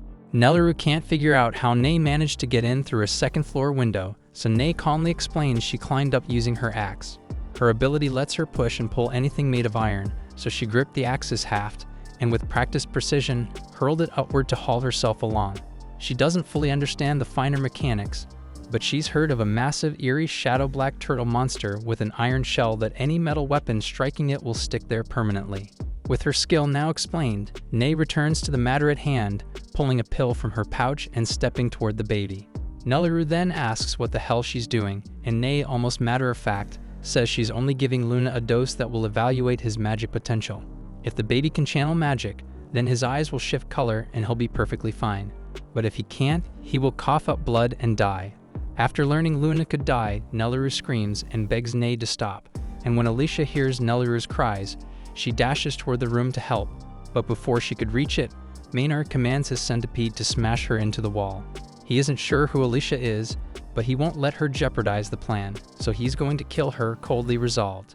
Back inside the room, Nellaroo is still straining to free herself so she can go help Luna, frustration rising, but Nay tells her she's wasting her time. The pressure Nay can muster with those bed frames is, in her words, strong enough to halt a charging bull. So with 2 frames, Nellaroo would have to be stronger than 2 full-grown bulls to break free, and there's no way her small arms could manage that, or so Nay thinks. But to Nay's shock, Nellaroo's little arms are somehow actually shifting the bed frames, and with one sharp, desperate shove, Nellaroo knocks Nay unconscious. Maynard hears a heavy crash coming from the room, and he wonders, uneasily, what might have happened. But when he tries to order the centipede to investigate, he realizes, to his surprise, something is pinning it down. Alicia survived the centipede's strike and held its antenna tightly, which left the centipede completely disoriented. And now that it can't move properly, Alicia boots it to the floor and sprints to the room to check on Nellaroo and Luna, heart pounding. Maynard is impressed because no typical person could handle a magical beast like that, and now that he has gotten a proper look at her, he recognizes who Alicia really is. Alicia shoulders into the bedroom, keyed up for a fight, only to find Nay lying unconscious on the floor, while Nellaroo stands at her side holding Luna close. She also notices a wide, ragged hole torn through the wall, and asks whether Nay did it, but Nellaroo, still rattled, says she was the one who caused it. She hadn't meant to. When she shoved the bed frame to break free, it smashed into Nay and punched straight through the wall with a brutal crack. Alicia can't make sense of how something like that could even happen, but there is no time to pick it apart because they need to leave immediately, right now. She snatches up her sword and tells Nellaroo to stick close to her because they are going to jump out the window. And once they take the leap, Alicia's practiced blade work carves through the dense cloud of bugs in the air so they can start running. And by the time Nay regains consciousness, it is already too late for her to stop them. She would like to give chase, but the insects outside strike at anything, so if she steps out without Maynard's help, she would be killed on the spot. A short time later, Alicia and Nellaroo make it beyond the city limits, and the swarm abruptly stops pursuing them because Maynard only told it to surround the city. If they are lucky, they might get through the forest before dawn, but things rarely stay that simple for long. They run into a second wall of insects deeper in the forest, and there are far more of them here, so Alicia will not be able to cut a path like before. Nelleru asks what they should do, and Alicia is not entirely sure, but for now, they need to find a place to hide nearby. Meanwhile, back at the inn, Nay comes downstairs again and plainly tells Maynard that the women got away. Maynard asks her if she at least managed to test the baby's magic aptitude, but she never had the chance because Nelleru knocked her out with a bed frame. Maynard concludes that they seriously underestimated the pair, but the whole ordeal has still let him confirm a few things he suspected. First, the blonde woman was the hero Alicia Glenfall, and he is certain of it because he was there when Drull killed her father. There is no way a hero would be traveling with an ordinary baby, so that basically confirms that Luna is the Haydnite prince they have been searching for, and he is practically trembling with eagerness at how fun it will be to torture a hero when he finally gets his hands on her. And Nay just stares at him, wondering why she has to spend time with a psycho like this. The moment Maynard finishes his wild laughter, he tells Nay they need to gather everyone and march them to the main square. Once everyone is outside, the town's leader asks Maynard why he dragged them out here, because if he thinks a handful of bugs will be enough to make them yield, he is in for a rude awakening. Maynard is impressed by how gutsy these people are, but he wants a few points made clear right now. First, he says he and the Bullet army wouldn't even be here if the King of Haydn hadn't made that foolish wager and attacked Clevatess. And now that the capital lies in ruins, it's possible Clevatess might return to seize the territory, so the Bullet forces are generously stepping in to shield them. It's basically a pretext to invade Haydn, but without the king and his magic weapon, there's almost nothing they can do to stop it. Besides, Maynard tells them there's a bigger enemy to handle in the meantime, because the blonde from earlier is one of the 13 heroes who sparked this whole mess, so if they want someone to vent at, they can start by chasing her down. At the same time, Drull's army is still marching to claim the fallen Haydn capital, and they're halfway across a shallow river when Drull suddenly halts, sensing eyes on him. He tells the stalker to step out immediately because there's no point hiding when the moon is so bright tonight. All at once, Rhodey bursts from the bushes and drives his spear into the water, freezing the whole river solid and locking the feet of all of Drull's soldiers. Then he commands his troops to push forward. Even though Drull's army outnumbers Rhodey's 10-1, Rhodey's troops came with ice cleats, so they can still move freely, while even Drull's enslaved dart beasts stumble and scrape for footing. Miko leads the soldiers into the clash and tells everyone to target Drull's wizards first so they can't free themselves.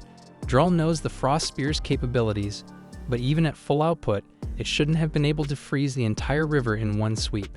He figures Rhodey must have placed a wizard farther upstream to chill the water just below freezing so the Frost Spear could finish the job, and he admits he's impressed by how tightly planned Rhodey's tactic was. Rhodey looks to have truly mastered the Frost Spear, and if he topples Drull here, this whole war could end, but Drull tells him it won't be that simple. Rhodey then surges at Drull with his spear, but Drull answers with a crushing backhanded cut that blasts Rhodey several feet backward. Rhodey stays locked in and fires an ice spell through the spear at Drull, yet Drull slips aside in time and springs off his path, leaving the water and the horse frozen where the strike landed.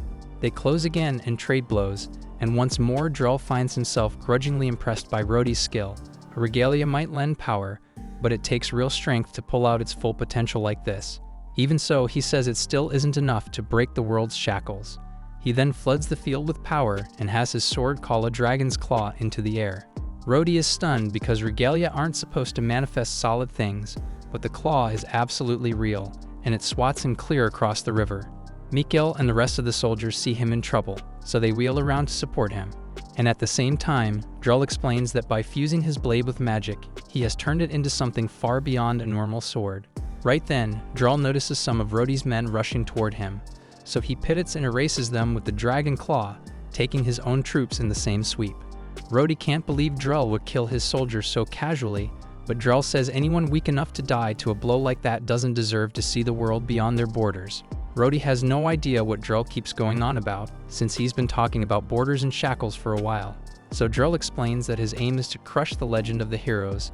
That story is what drove people to challenge unbeatable enemies with methods that make victory nearly impossible. Things have stayed this way for thousands of years, and nobody has thought to question it, so the pattern never changed. But he says it ends here. Drell then tells Rhodey he isn't going to kill him because he was a worthy opponent, and by now he should understand there's no way he can win this fight. Rhodey tries to rise, but there's no strength left in his body, so he's forced to watch while Drell pushes on with his conquest. But a heartbeat later, Clevatess drops onto the battlefield, and everyone looks up in pure terror when they realize the Southern Lord of the Dark Beasts has arrived. Clevatess notices that Drell is unmistakably the one commanding the field, so he says he has a question to put to him right now. Children from both humans and dark beasts have been vanishing, and from what he has heard on the way, it ties to the magic Drell wields, so he wants to know if Drell truly stands behind it. Drell asks whether a beast lord should really travel this far just to pose a question, when he surely has weightier duties waiting elsewhere. Clevatess replies that this is part of a lord's charge, and if anyone profanes his lands or his people, the law requires that he kill them with his own claws in retribution. Drell asks what empowers Clevatess to declare the law of the land, but Clevatess, irritated by how much Drell talks, drives a brutal stab straight through his stomach. He adds that all of this could have been avoided if Drell had simply answered the damn question in a steady voice, yet even with a hole in his chest, Drell looks unfazed.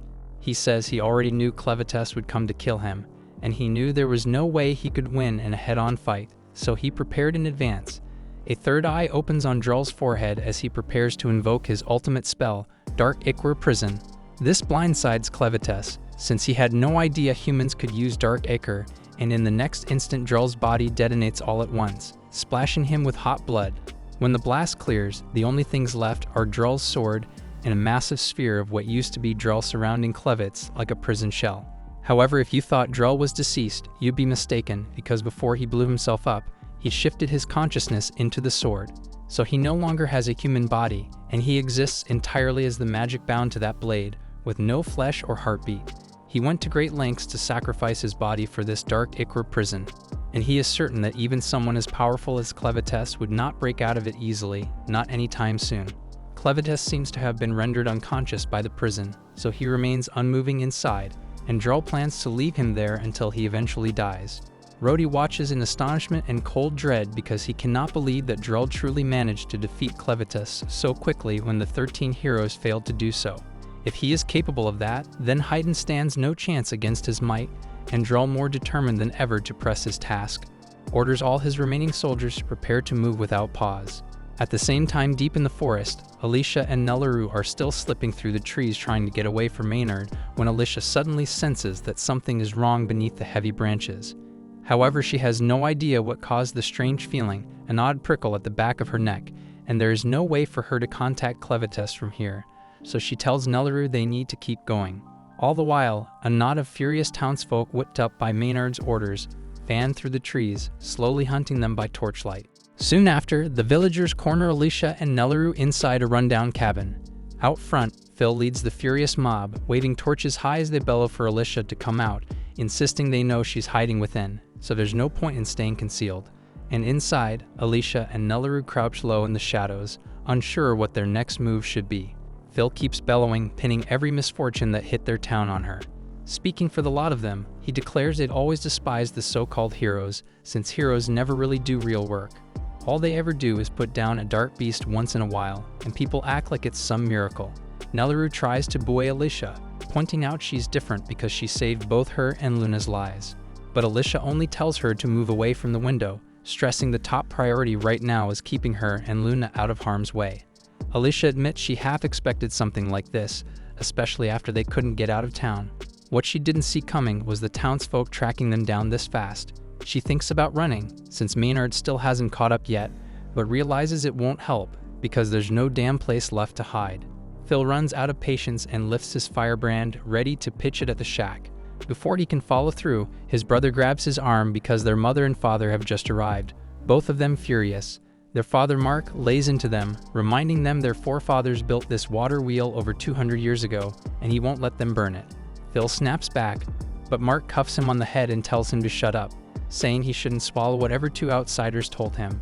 Mark adds that he doesn't trust Maynard or Nay either, which is why he has two strong men watching them to make sure they don't cause a problem. He shoulders past Phil and tells him to step aside and let him handle it. He goes to the doorway of the shack and calls to Alicia, saying he only has a question, and vows nobody within will be touched until the talk is finished. He wants to speak with her alone, so he asks her to come out. Alicia sees she has no choice, tells Nelleru to stay in and look after Luna, then walks outside. The initial detail Mark observes is that she's missing her regalia blade. He presumes she might have pawned it for fast money, yet Alicia clarifies she actually misplaced it during her clash with Clevatess. On hearing that, Mark jabs at her dignity, noting that she faced Clevatess and was beaten.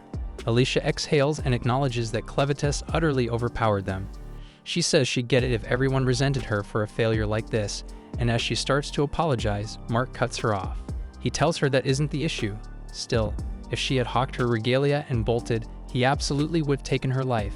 But because she already stood and fell in battle, he had nothing to reproach. Phil and the rest were stunned at the choice their father delivered, and Alicia, in contrast, was struck dumb when she realized they didn't despise her in the end. Afterward, Mark proceeded to tell Alicia that before the monarch passed, he had sent her off because it was part of their custom. Then, fixing her with a grave look, Mark asked whether keeping that custom alive was still honestly justified, given the steep cost they had all borne. When the next sovereign is selected, should the people truly back him or not? Mark reminded Alicia that her band of champions was the only group in a millennium to reach the Lord of Dark Beasts. He figured she must have glimpsed what lies past Luna Mountain, so he pressed her again on whether it was worth the price. Alicia cast her mind back to her clash with Clevatess. She recalled that after her limbs were cut away and she was flung skyward, she caught a fleeting look at the world's brink. To her shock, there was no border at all. The line of the earth ran on without limit, so answering Mark, she set her face and stated solidly that it was damn well worthwhile. She conceded she wasn't certain she had the standing to say so after screwing up like this, but she explained that people won't grasp some truths while their realm stays cramped. Certain things can only be won by daring to jump. She said she learned that from Clen, who was cocky and treated her like a rag. Yet despite that, she felt thankful to him. Without meeting him, her world would have stopped without ever growing. Emotion surged through Alicia as she cried out, asserting that widening the realm for the sake of the valiant champions who perished trying had purpose, and she would not permit anyone to claim the opposite. Mark and the rest looked genuinely moved by the fire in Alicia's voice. Mark went on to say the old king did manage one thing right, and that was picking his heroes. He told Alicia she could go, promising he'd rein in the hot-headed kids lingering in back. While turning to leave, he added that their next ruler needed to stay alive to give everything he had. Even so, Alicia froze at that remark, wondering whether Mark had figured out Luna's bloodline. He then split the townsfolk into two teams, saying one side would face the insect wall while he and the rest took on the troops. But before he could take another step, a colossal bug creature bars his path and drives its barbed tail straight into his chest, and at the controls was Maynard, grinning like a snake, and he jeers that this is the price for letting Alicia walk without his say-so. Watching that, Alicia yanked out her blade and rushed Maynard and spitting that he was a bastard. Maynard just smirked, saying she shouldn't be shocked because Mark earned it for spoiling his fun. When Alicia demanded to know what he meant by that twisted sport, Maynard said he meant the pastime where he'd watch the people of Hyden butcher Alicia. That line set her off, so she fired off Rising Dragon and cleaved the huge insect in one blow. Maynard hopped clear with the same smug smile, asking why she couldn't have given him a heads up first. Right then, Alicia yelled to the townspeople, pushing them to get inside fast because a swarm was closing in. Right on cue, a black cloud of bugs came sweeping in. Luckily, every last one of them, Mark included despite his wound, made it to cover in time.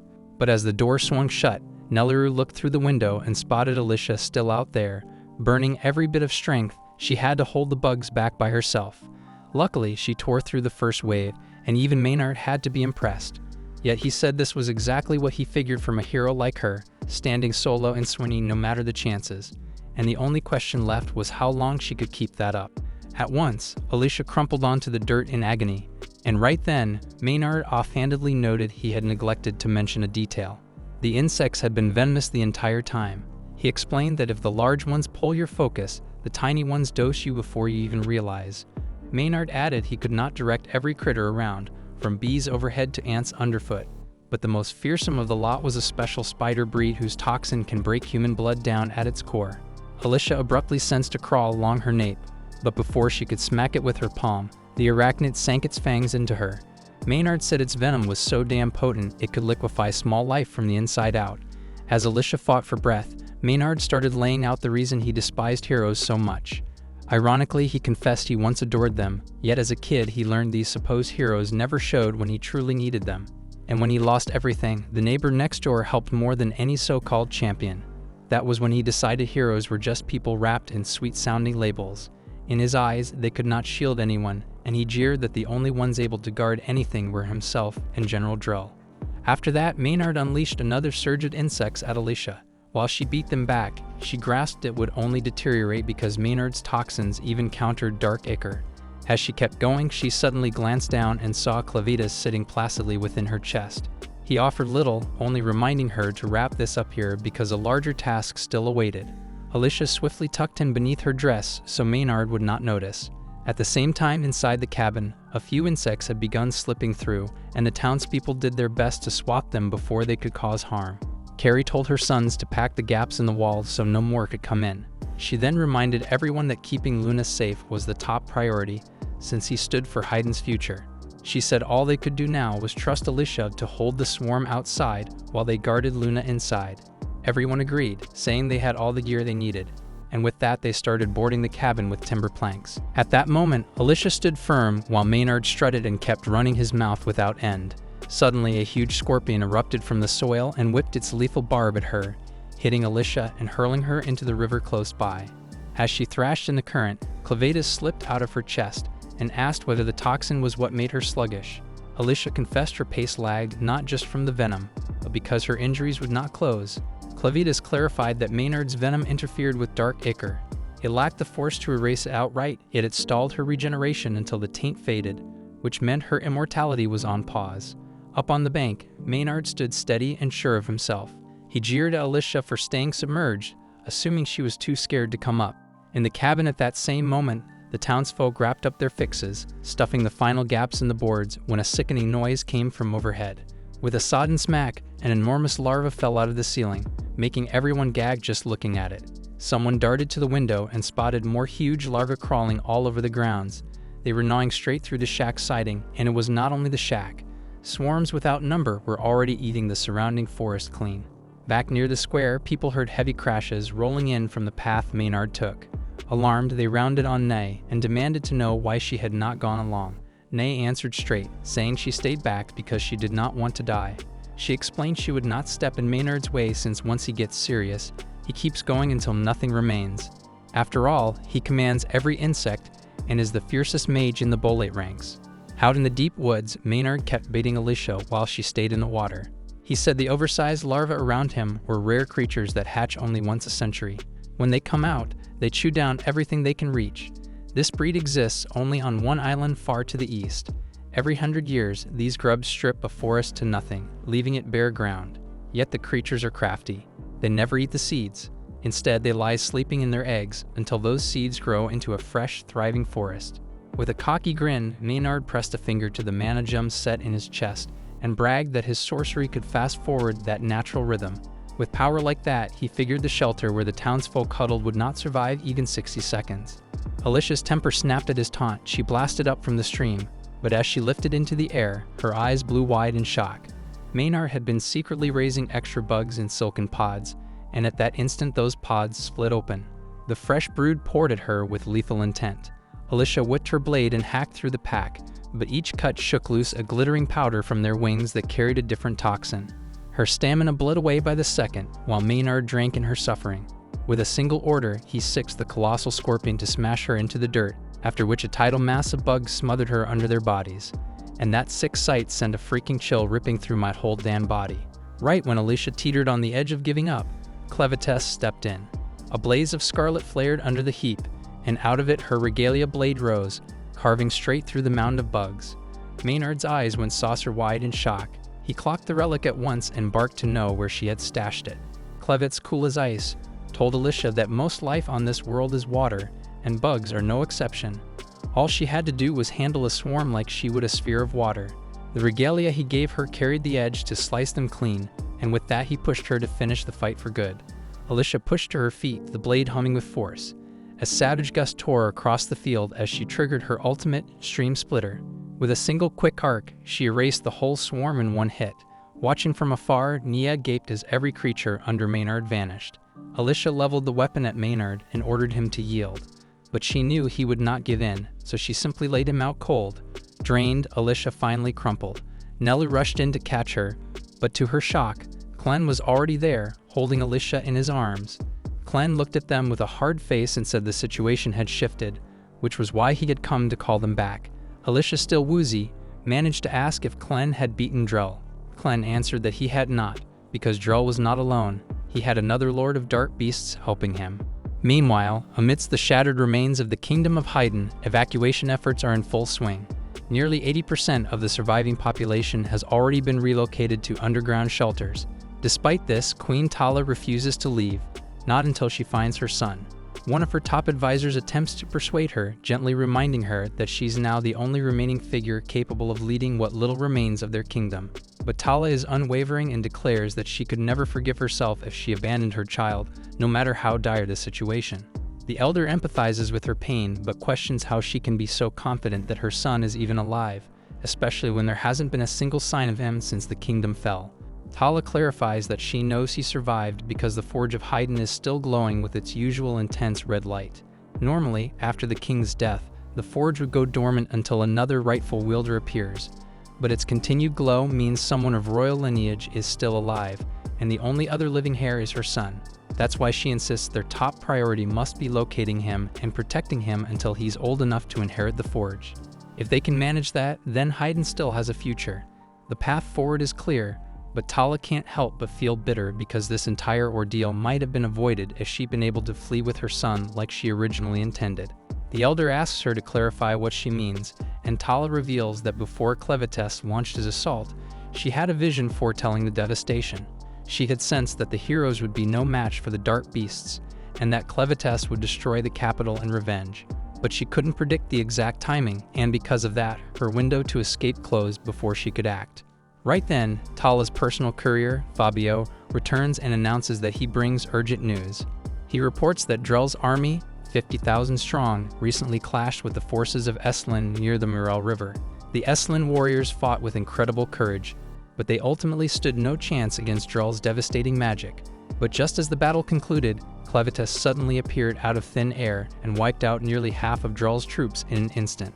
But what happened next was even more shocking because within moments, Drell conjured a bizarre glowing red orb that somehow managed to imprison Clevatess inside. This new information leaves Tala deeply unsettled because the idea that someone could overpower a dark beast lord was terrifying in itself. But now Drell and the remnants of his force, roughly 20,000 soldiers, were marching straight toward them, and no one had a clue how to respond. Tala refuses to accept this outcome because it contradicts every principle their ancient traditions are built on, and according to those beliefs, only true heroes are worthy of even standing against the Lord of the Dark Beasts. But Fabio counters, pointing out that Drell was once a hero himself, and more importantly, he still carries his regalia, so by the letter of prophecy he qualifies. Still, Tala rejects the idea outright. In her eyes, a man like Drell, who would lead troops to invade a foreign land, could never be the chosen hero foretold in legend, so she declares that she'll confront him directly and destroy his regalia, claiming he's unworthy of wielding such a sacred artifact. Fabio hesitantly asks if destroying a regalia is even possible, but Tala explains that with the sacred hammer of Haydn in her hands, it is. The hammer is the only known weapon capable of crafting or shattering a regalia. The elder tries to talk her down, reminding her that the hammer is only to be wielded by Haydn's rightful king. But with the throne currently empty and her son too young to take it, Tala announces that she will act as ruler in his place, and as such, she has every right to use the hammer. No one can refute her claim, so the others assist her in putting on her battle armor while Fabio runs off to retrieve the weapon. She thanks him once he returns, then lifts the hammer from its sacred case. Now armed with its legendary power, she prepares to face Drell and his forces head-on. Meanwhile, back in the village, Pete pulls Nay over to where Alicia is waiting, just as she asked him to.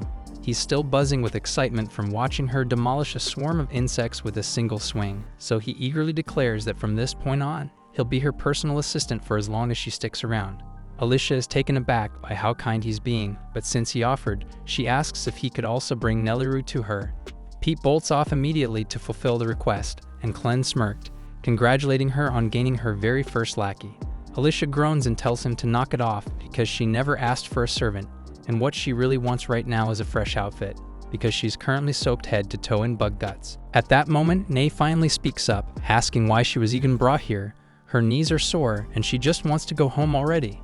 Alicia finds it a bit odd that Pete managed to drag Nay here so effortlessly, especially considering what Nelleru had said about Nay's ability to manipulate magnetism. But then again, Pete didn't come at her with anything metallic, so there was nothing for her to control. Against that kind of brute strength, she really didn't stand a chance.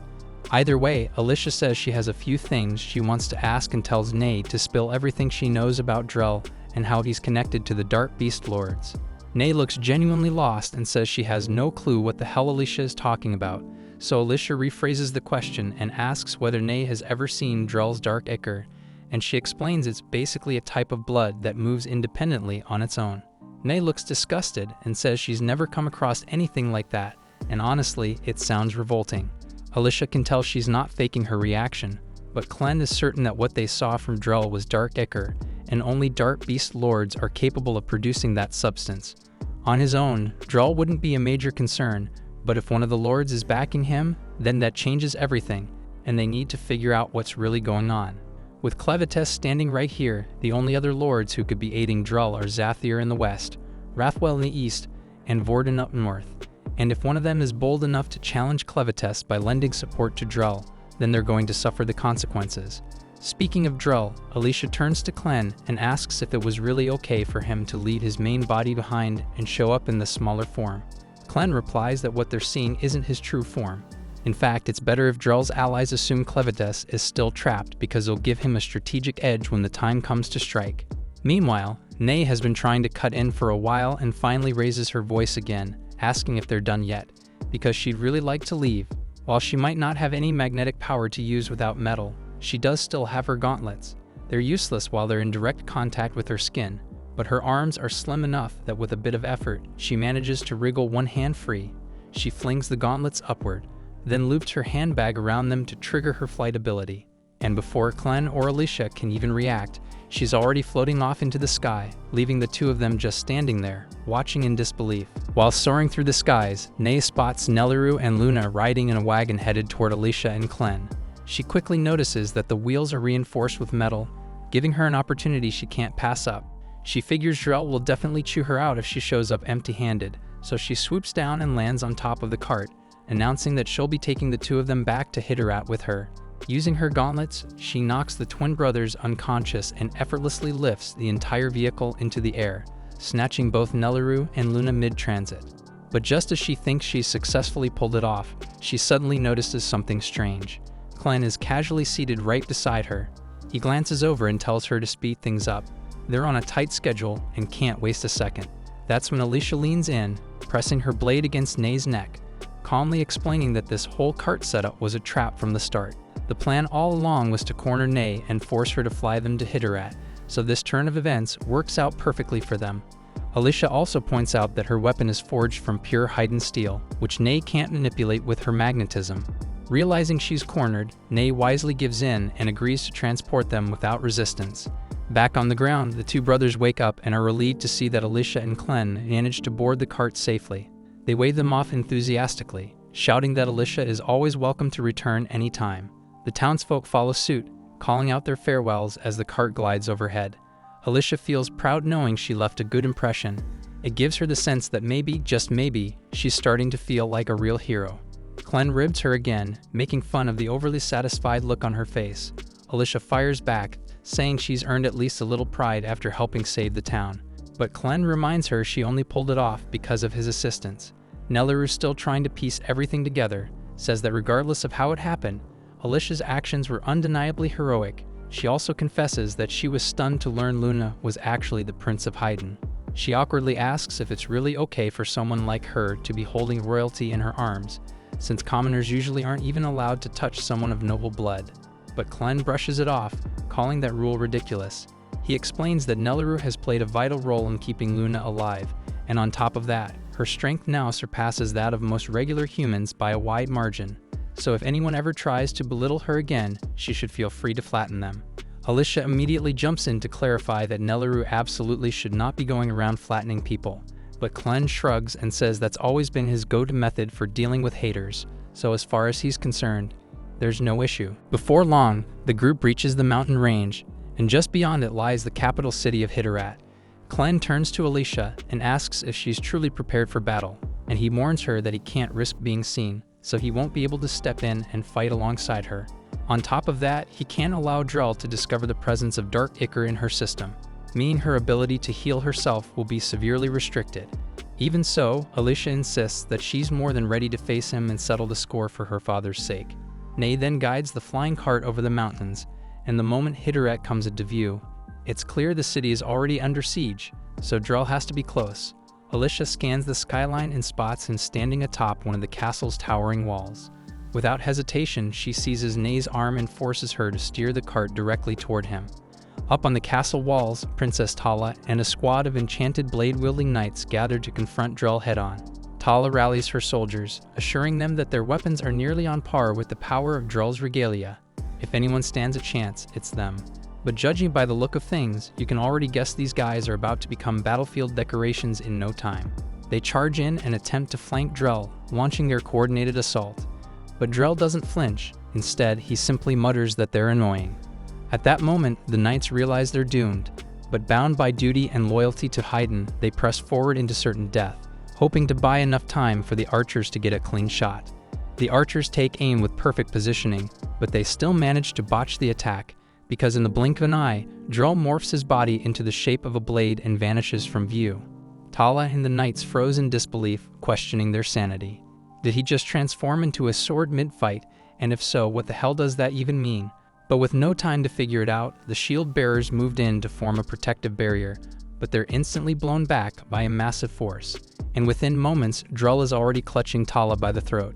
He praises her effort in defending Haydn, but coldly tells her that she'll never wear the crown. Tala knows he's right because she doesn't possess royal blood, and only someone born of the king's bloodline is eligible to inherit the throne. And if every direct heir were to perish, then the right would pass to the closest relative by default. But Drell declares that he intends to end that tradition once and for all. Tala knows there's no guarantee she'll make it out alive, but she's certain that a single blow with the sacred hammer should be enough to destroy Drell's regalia, so all she needs is a brief distraction. Right then, Alicia comes crashing down from the airborne carriage, and Tala has no idea what the hell is going on. Still, she recognizes it as the perfect opening, so she doesn't waste the moment. She lunges forward and swings the hammer straight at Drell's blade. Meanwhile, watching from a distance, Clen and Nelleru observe the chaos unfolding. Nelleru hesitates, asking if Alicia can really take on Drell by herself. But Clen shrugs and says it doesn't really matter whether Alicia wins or loses because her whole job was just to keep Drell occupied. Drell, along with whoever's backing him, is after the Forge of Haydn. That's the real target, and since only someone with royal blood can remove the seal, he brought Luna with him. Clen already knows exactly where the forge is, so he leads Nelleru to one of the fortress walls and explains that the forge lies just beyond it. He could smash through easily himself, but he's trying to avoid drawing attention, so he tells Nelleru to handle the job instead. She pauses, glancing at the massive stone wall, and asks if he's serious because it looks pretty solid. Clen reminds her that when he healed her, he infused her tiny frame with the raw might of a troll, so her strength now surpasses even the fiercest among them. Nelleru takes his word for it and gives the wall a light shove. To her astonishment, the entire slab of stone rockets forward far more forcefully than she expected, flying clear over the wall and crashing directly on top of the guards stationed to protect the forge's entrance. She doesn't know why, but she suddenly feels like her kill-death ratio just ticked upward. But Clen tells her she's just imagining things and urges her to move faster because they're short on time.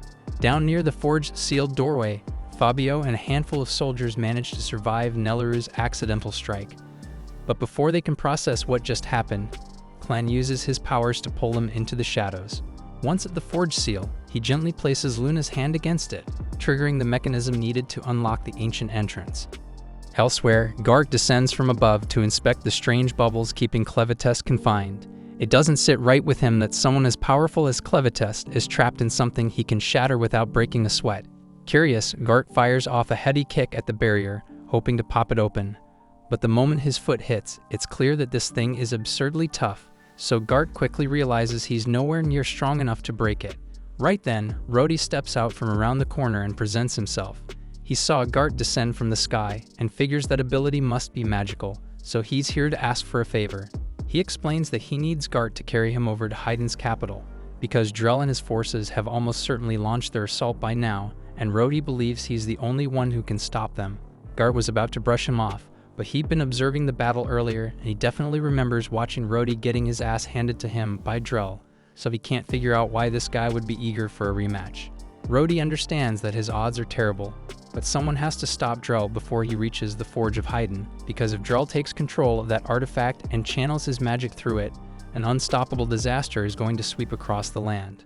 The mention of magic triggers a memory in Gart because Zathir had spoken of something similar before this mission began. If this disaster is truly coming, then maybe helping Rhodey would be a good excuse to investigate further. Gart then turns toward Rhodey and says he'll help him get to Hitterat, but only under two specific terms. First, once they arrive, Rhodey has to assist him with his personal assignment for a bit. And second, Rhodey is forbidden from asking any questions about Gart's identity. Rhodey asks what the consequences are if he breaks those terms, so Gart calmly responds that he'll annihilate him. Rhodey says he could never betray his homeland, but beyond that, he accepts Gart's deal. Gart then spreads his wings and tells Rhodey to hold on tight or get left behind, and Rhodey grabs hold of his foot as the two of them take off for Hitterat. At the same time, the capital, Clen is still trying to undo the lock placed on the forge with Luna's assistance, but so far nothing's worked, even her own shit. He also thinks forcing it open might make things worse, so he decides to try entering from above instead. He tells Nelliru to stay with Luna while he handles it, then leaps toward the forge chimney stack. The heat blasting out is overwhelming, easily hot enough to vaporize any normal dark beast that tried going in that way. But Clen isn't your average dark beast, he's on a whole different level, so he dives right in without a damn moment's hesitation. Elsewhere outside the forge, Nelliru finds herself approached by a mysterious figure, and when she turns to face him, sheer terror washes over her expression. Elsewhere, Clen is halfway down the furnace shaft when it finally hits him that this kind of heat isn't something he's built to endure. He quickly ducks into the shadow of a loose brick he dislodged earlier, trying to shield himself from the intensity. He's stunned by how powerful the forge still is, even while dormant, so a part of him would love to get a proper look inside, but deep down he knows stepping in would probably roast him alive on the spot. Right then, Clen turns his head and notices something that stops him cold. The forge doors are wide open, but what shakes him more is that Nelliru is lying unconscious and Luna is nowhere to be seen. A moment later, the same strange man from before strolls out from behind a nearby corner. He's holding Luna in one arm and his own severed head in the other. It's the King of Haydn, but judging by the state of his body, he should have been long dead. Meanwhile, Alicia is still in the middle of a grueling fight against Drell, and things aren't looking good. Drell taunts her openly, claiming she's leagues below her father in strength. And deep down, Alicia knows he's not wrong because she's barely hanging on. One of Drell's strikes knocks her straight into a group of his foot soldiers, but she ignores them because they're a waste of time. Her eyes then dart around, searching for Drell, and when she spots him heading straight for the castle, she takes off after him. As soon as Drell lands atop the castle wall, the queen and her last remaining archers let loose a volley of arrows. But to Drell, they're nothing more than a minor annoyance, and he casually slices through them midair like paper. The attack barely scratches him, but it gives Alicia just enough time to catch up, and she leaps in and strikes him with a rising slash from below. Unfortunately for her, that technique was something Drell himself created, so he counters it effortlessly and retaliates with something far worse, the dragonfly Scythe Weasel. Then a storm of blades comes crashing down toward Alicia, hundreds of slashes in a blink. But to Drell's amazement, Alicia survives the onslaught with her body intact. He grins and compliments her resilience, saying she's got real potential, just like a true heir to the Swordmaster's legacy. Alicia has no interest in hearing Drell toss around empty compliments, so she tightens her grip on her sword and demands answers. She wants to know what really happened between Drell and her father, and why he ended up killing him. Drell calmly responds, explaining that her father Margot was once a close companion. They trained together at the same sword academy and were both rivals in the race to earn the title of hero. The revelation hits Alicia hard because she's never heard any of this before, and Drell is just as surprised to learn she was kept in the dark. He slides his sword back into its sheath and offers to tell her the full story. The tale of how he came to be known as Drell the Dragon Slayer, and how Margot chose to walk away from the path of a hero. 25 years ago, Drell and Margot stood face to face in a high-stakes tournament. The prize was simple. Whoever won would become the rightful wielder of the first regalia crafted by the King of Haydn after 6 years. Despite their rivalry, the two were still close at the time, so when the match began, they both promised to give it everything they had. Then when the dust settled, Margot stood victorious. Drell was crushed by the loss, but he swallowed his pride and offered a genuine congratulations. After being crowned champion, Margot was officially named the Swordmaster and entrusted with the regalia. From that point forward, he was expected to take on the role of a hero, defend mankind, and slay the beasts that plagued the realm. Margot accepted the duty without hesitation, so the king handed him the regalia, and the moment he unsheathed it, raw energy coursed through his veins. The weapon was powerful, but the king explained that it was not yet whole. Margot asked for clarification, and the king revealed a hidden truth. All regalia are born with a soul, and the very first life taken by the blade becomes the soul that binds to it, which meant Margot's first kill would determine the weapon's nature forever. Sometime later, the two old friends met at a nearby tavern to talk through what came next. Margot mentioned that he was planning to form a full squad before tackling any major threats because he didn't want to risk making his first kill something weak like a low-tier dart bug. And as for what he had in mind, Margot admitted he was leaning toward taking down a northern dragon as his first target. But the second Drell heard that plan, he jumped up, visibly alarmed, and told Margot to stop thinking recklessly. He understood that Margot wanted a powerful soul of darkness to seal into his regalia, but targeting the northern dragons was insane because those creatures served none other than the dark beast Lord Vorden, so provoking him now would be a death wish, plain and simple. And on top of that, all of the dragons dwelled deep within frozen mountain ranges, and there was no way Margot could survive that terrain wielding an unfinished regalia. Even so, Margot insisted this was his only path forward if he ever hoped to challenge one of the dark beast lords. Drell already had serious doubts about Margot's chances against a standard dragon, but going after one of the Lords of Darkness was outright suicidal. The old stories spoke of legendary heroes rising up to defeat them one day, but Drell never believed those tales. Still, if there was anyone who could prove them true, it would be Margot, the most skilled swordsman of their era. Margot stood up and told Drell it was time to begin preparations for the expedition. He was completely confident that they could take down a dragon, but reality hit harder than expected. The conditions in the snowy region were brutal, and while spotting a dragon didn't take long, the dragon spotted them just as quickly. It circled back and rained down a wave of boiling stomach acid. That one attack wiped out their entire expedition team, leaving only Drell and Margot standing. Drell urged Margot to fall back, warning that their odds in a 2-on-1 weren't looking good. But escaping wasn't really an option because the dragon would definitely hunt them down if they turned their backs. Their only shot was to strike first, kill the beast, and hope they survived. Easier said than done, especially with the dragon flying high and staying out of reach. They needed a plan and fast, so Margot quickly formed one and told Drell to hit him with the rising dragon technique. It was a risky move, but it was their best shot at closing the gap. Drell didn't hesitate, and he sprinted toward Margot and launched him with a full-power rising dragon slash. The plan worked perfectly, and Margot soared through the air, reaching just above the dragon's position, and once he had the angle, he brought his blade down and tore the creature's wings to shreds. The dragon came crashing down moments later, and that was Margot's big moment to glory. But Drell stood at a distance, unable to do anything but marvel in silence as he watched Margot unleash everything he had. But even grounded, the freaking dragon remained a savage force, but Margot was fiercer. With every swing, his strikes became sharper, faster, more refined, to the degree that Drell started to believe that he might actually pull it off. But just when victory seemed within reach, disaster hit. Margot was winding up for the finishing strike, and everything was lining up for a clean, decisive end. But at the worst possible moment, his foot caught the edge of a damn rock just for a split second. But that damn tiny stumble was all the dragon needed, because the bastard whipped around and tore Margot's foot off in one brutal swipe, shattering not just his stance, but his last shot at becoming the hero he'd always dreamed of being. Right then, Margot understood this was the end of the line, so in his final moment, he tossed the regalia across the battlefield toward Drell and shouted for him to end it, seconds before the dragon crushed him under his damn foot. Drell barely had time to process what just happened, but he already knew what had to be done, so he snatched the regalia and charged at the dragon without hesitation. And thanks to the damage Margot had already inflicted, Drell had no trouble severing the dragon's head with a clean blow, and for a second he could barely believe what he'd just accomplished. He spun around, ready to tell Margot that they did it, that they actually took the monster down. But before he could speak, the regalia began glowing as it drew in the creature's soul. Drell could feel a tremendous force surging through the blade and into his body. The strength was so overwhelming that he had never felt such power before. But as soon as the process finished, that feeling of triumph disappeared completely, because a horrifying presence made itself known behind him. All the noise had attracted the attention of none other than the dark beast Lord Vorden, and to Drell's horror, Vorden spoke and just asked if he carried it.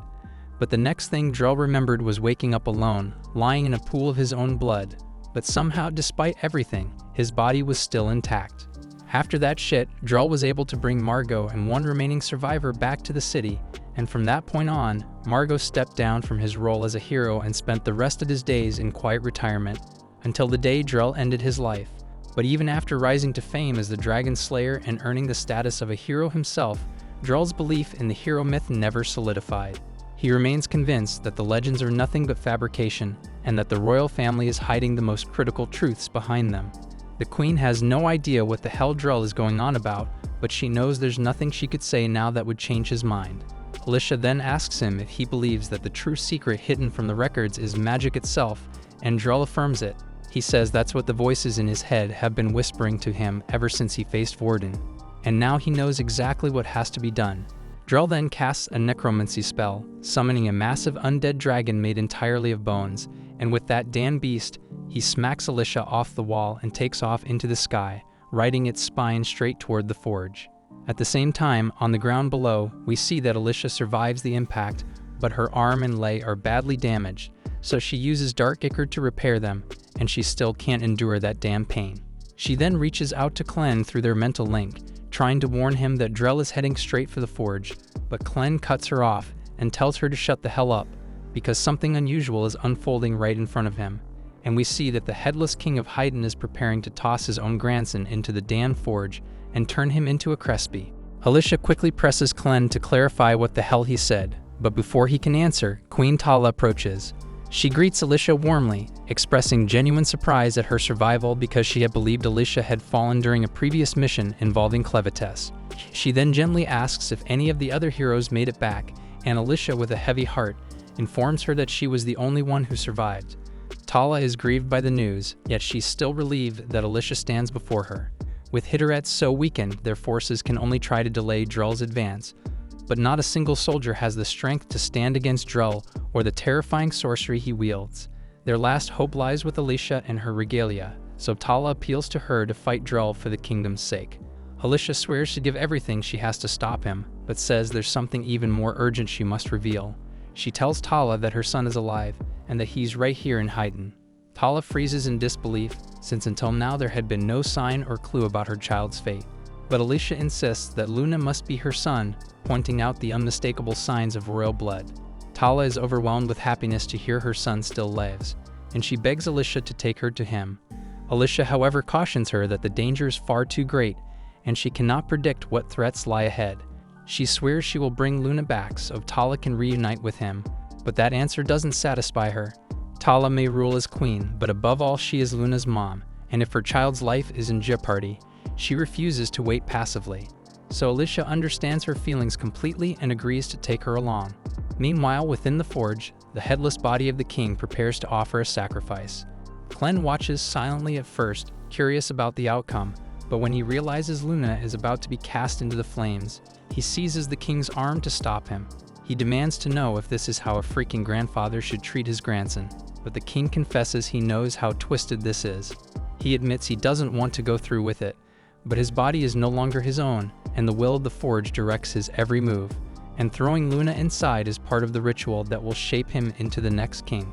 For countless generations, every heir to the throne has been hurled into the forge and reduced to ash, only for the flames to restore them moments later in a new body, reborn in a form incapable of resisting the will of the forge. Under normal circumstances, once the naming ceremony is complete, the chosen heir's name is engraved into the forge, and from that moment the forge compels the child to leap inside. But due to Clevatess's sudden invasion, Luna's name was never carved into the forge, so it couldn't compel him directly. Instead, it took the next available option, temporarily reviving the dead body of the king in order to make him throw Luna into the flames. Clen then asks if this means the king himself had once been sacrificed to the forge and turned into its servant, and the king confirms it. In fact, the same fate was said to have awaited Luna's father, but he was so horrified at the thought of being bound to the forge will that he chose a different end, hurling himself from the castle walls. The king calls his son's act a foolish one because taking his own life simply meant another heir was selected in his place. And so the cycle continued as the king drops Luna into the forge, reducing him to ash in a flash. At the same time, above the battlefield, Drell soars on his dragon. The voices echoing in his mind must be incredibly persuasive, because he now believes the only path to saving the world is to annihilate it by awakening whatever resides inside the forge. Meanwhile, on the ground, Alicia urges Tala to climb onto her back so they can reach the forge faster. As they race forward, Tala admits that since she was never the true monarch, many secrets were deliberately hidden from her. When her husband was chosen to inherit the throne, he ended his own life instead, but before doing so, he confided one last thing to her, that all the true heroes had vanished, and that the heroes of this era could never hope to overcome the Dark Beast Lords. Back then, Tala didn't grasp the meaning of his words, but now she suspects he may have been right. Heiden's history spans over a millennium, yet there's not a single documented case of a Dark Beast Lord being defeated. There isn't even solid evidence that victory over them would allow them to reclaim the wider world, so Tala begins to question who created this legend to begin with. She had once tried asking her husband directly, but he seemed unable to speak of it, giving her nothing but a sorrowful smile. Tala is convinced that Heiden's kings have been concealing the truth from their people for centuries. And if that's true, then the previous king knowingly sent Alicia and the other heroes on a doomed mission, fully aware they lacked the strength to prevail. And as far as Tala is concerned, that's not just reckless, it's inexcusable. Still, Alicia admits she likely would have taken on that mission no matter how slim their survival chances were, because for her it was never just about fighting a Dark Beast Lord. It was about embracing an impossible trial with the spirit of a hero, and that's the way she intends to keep living, until she finally breaks the endless cycle that controls their world. Drell, however, chose the opposite path. He surrendered to despair, abandoned the way of the hero, and set his sights on destroying everything. Alicia certainly wants revenge for what he did to her father, but more importantly, she must stop him to prove that her choice to live as a hero was right. Tala reassures her that she is a true hero, but Alicia insists she feels weak. She knows she can't match Drell's strength and isn't anywhere close to the power of the Dark Beasts, but she refuses to give up. In fact, she once thought of walking away from the life of a hero until she met someone who wouldn't allow her to quit. And now that very person is grinning ear to ear, finding humor in the madness of the moment. The king of Heiden just cast Luna into the forge, or at least that's what he believed, but the body reduced to ash was nothing but a shadow double conjured by Clen, while the real Luna rests safely in Clen's arms. With a mocking laugh, Clen asks the king what he plans to do now, since he's clearly failed the task the forge imposed on him. But the king says nothing, and his body simply tips backward and collapses into the flames. Clen watches as the king is consumed by fire, surprised by the sudden twist, yet convinced this isn't the end. He shouts out for the forge master to come forth and face him directly. A moment later, violent flames erupt from the furnace, ripping apart the mountainside in a massive explosion. Drell spots the blast, and the voice inside his head warns him to move quickly because time is running out. Alicia and Tala also see the forge erupt and Drell rushing toward it. Panic floods Tala as she worries desperately for Luna, but Alicia shouts for her to stay back, insisting the danger is far too great for the queen to get involved. She trusts that Clen wouldn't let Luna die in chaos like this, but if Drell reaches them first, it'll become a disaster. Just as Drell is about to enter the forge, Art swoops overhead and drops Rhodey onto the battlefield, just as promised. Rhodey immediately locks eyes on Drell and shouts that he won't let him go any further. He then powers up his spear, summoning a colossal spike of ice at its tip. The frozen javelin pierces straight through Drell's dragon, and Garden, used by the scene, chooses to remain nearby to watch events unfold from afar. When they crash into the ground, a massive cloud of dust rises up, and Rhodey wonders if his strike actually managed to bring Drell down. But as the haze clears, he realizes Drell had blocked the attack, and Rhodey is knocked back just as Drell moves in to end him. But suddenly, Alicia intercepts the blow, forcing Drell backward with her counter. Frustrated by the constant interruptions, Drell decides to end things quickly and prepares to confront both of them at once. Alicia and Rhodey regroup on the ground, and since it's their first encounter, Rhodey asks if she's one of the heroes. Alicia confirms, and they quickly exchange names, but there's no time for small talk because Drell still stands before them. Rhodey asks if she'll fight beside him, and she says she was about to ask the same, since neither of them would stand a chance against Drell alone. Drell laughs at their determination, mocking the idea that teaming up could change the outcome. He tells them their strength is limited by their human bodies, while he suffers no such weakness.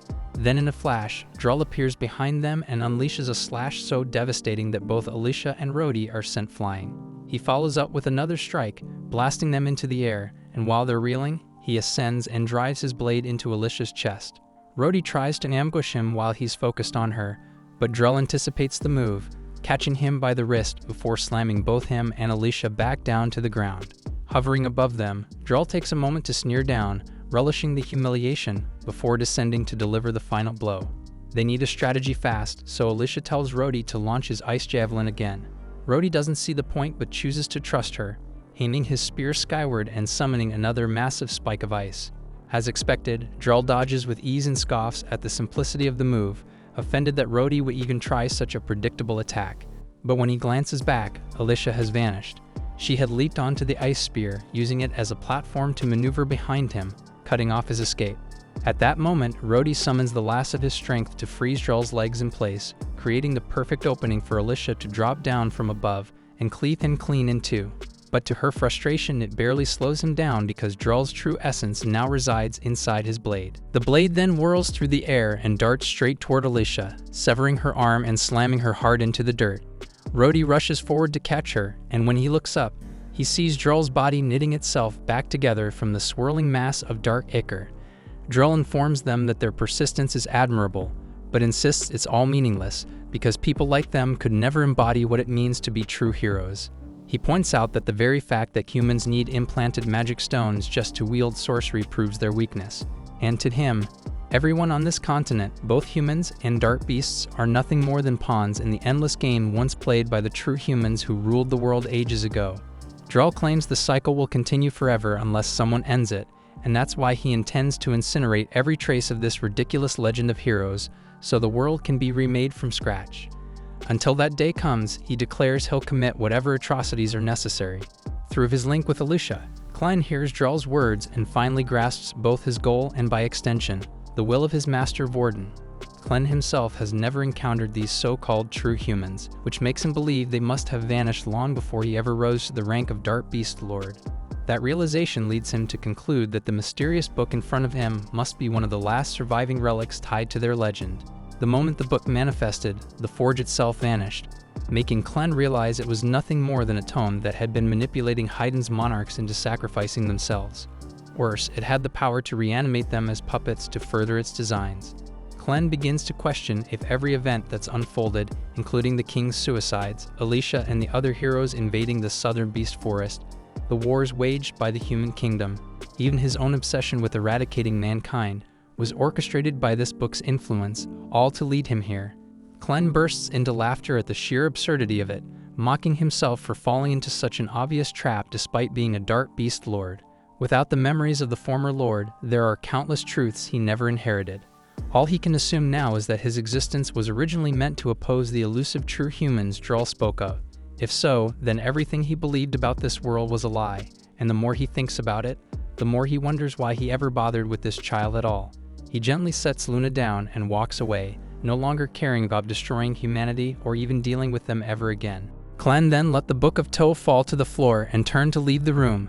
But before he could take a step, Alicia's voice cut through his thoughts via their mental link, calling his entire rant utter nonsense. Clenn is surprised to hear her again, especially after assuming she wouldn't still be alive after clashing with Drell for so long. Her condition wasn't great by any stretch, but that wasn't what she wanted to focus on. She demands to know if Clenn truly believes it's acceptable to walk away after everything he's done, but he responds that now that he understands what Drell and Vorden are really chasing, he sees no point in interfering. If their goal is to erase everything tied to the heroes, that's their problem. And if humanity ends up collapsing as a result, that's not his problem either. He advises Alicia that if she wants to keep living, she should let go of her so-called hero title and stop fighting fate. But survival was never her top priority. She asks if he can really say that everything is meaningless after seeing the look in Luna's eyes. She doesn't give a damn about so-called pure humans, original heroes, or whatever prophecy people keep quoting, because none of it holds meaning. Those so-called true humans from the legends, who knows what they were, and if they couldn't survive in this world, then what gives them the right to act superior? Clenn realizes she has a valid point, so he turns back toward Luna and sees the child sobbing uncontrollably, struggling to get on his feet. After stumbling once or twice, Luna finally manages to stand, and watching that hits Clenn hard. He suddenly remembers that mankind can still grow and move forward, even after all their failures, so maybe there's still a path to something better. At the same time outside, Drell warns Alicia to think carefully about her next move. She should know she doesn't stand a chance without a regalia, but Alicia charges forward anyway. Drell declares this will be her last mistake and swings to finish her. But at the very last moment, Nelleru hurls a massive block that knocks him away, giving Alicia just enough time to reach her regalia. Drell breaks through the obstruction and rockets toward her again, but Alicia slides underneath his path. And as she closes in on her weapon, she uses her dark ichor to reel in her severed arm. Drell hesitates when he sees that she also has dark ichor running through her damn body, and that brief pause gives Alicia the perfect shot to land a rising dragon slash straight into him. Everyone below watches in stunned silence, blown away by the move Alicia just unleashed, but Rhodey quickly realizes something's off. Drell somehow managed to block her strike with his blade, and he's still completely intact. Worse yet, he landed a slash across Alicia's chest in the exchange, sending her spiraling toward the ground like a ragdoll. Drell jeers at her, calling her a fraud with no real drive, so someone like her could never beat him. But as she falls, Alicia fires back midair, saying he's the one who lacks ambition. He spent all this time assuming the hero legend was a lie just because he couldn't match the Dark Beast Lords, and never once stopped to consider that maybe he just sucked. Getting called weak sends Drell into a blind rage, and he rockets toward her in fury. But Alicia stays calm and tells him he might want to get his eyes checked, because her earlier attack wasn't aimed at his body at all.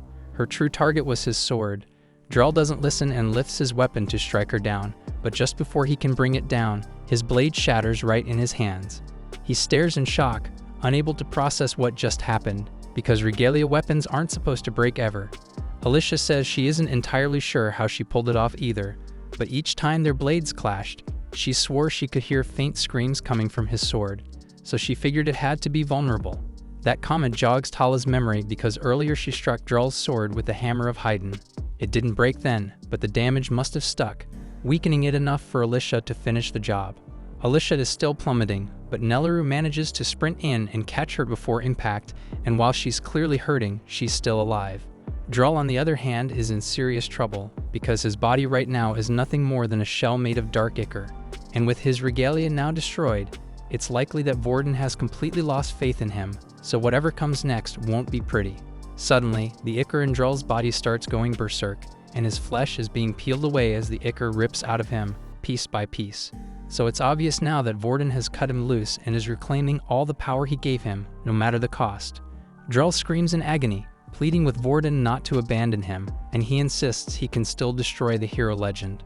But at this point, it's already far too late. As Drell fades away, he reflects on everything he's done. Deep inside, he knows the real reason he despised the hero legend so much, because it gave Margot hope that ultimately got him killed. That's what pushed Drell to strike a bargain with Vorden. He wanted to rewrite their fate, to save both himself and Margot. But now, with his body breaking down and everything lost, he can't help but wonder why he let things spiral this far. And in seconds, his entire body dissolves into a thick cloud of dark ichor, leaving behind only the shattered remnants of his regalia. But even with Drell gone, Alicia can't shake the fear that Vorden might still strike. And if that happens, there's no way she can stop it. Luckily, Clan arrives right then and tells her to relax because Vorden isn't the kind of creature who deals with things directly. And without a host, that ichor has no real strength, so it'll just return to Vorden eventually. That eases Alicia's nerves a bit, and she's also glad to see that Clan didn't abandon Luna after all. A few moments later, Tala walks up, and the instant her eyes land on her son, the emotion hits her hard. She drops everything and sprints toward him, ready to scoop him up in her arms, but Clan stops her. For a second, Alicia panics, thinking Clan might be trying to keep Luna from her. But that's not it. He just believes that the future king should walk back to his mother on his own 2 feet, so he gently sets Luna down and encourages him to walk over. Watching him take those steps on his own moves Tala to tears, and she drops to her knees as she pulls her boy into a warm embrace.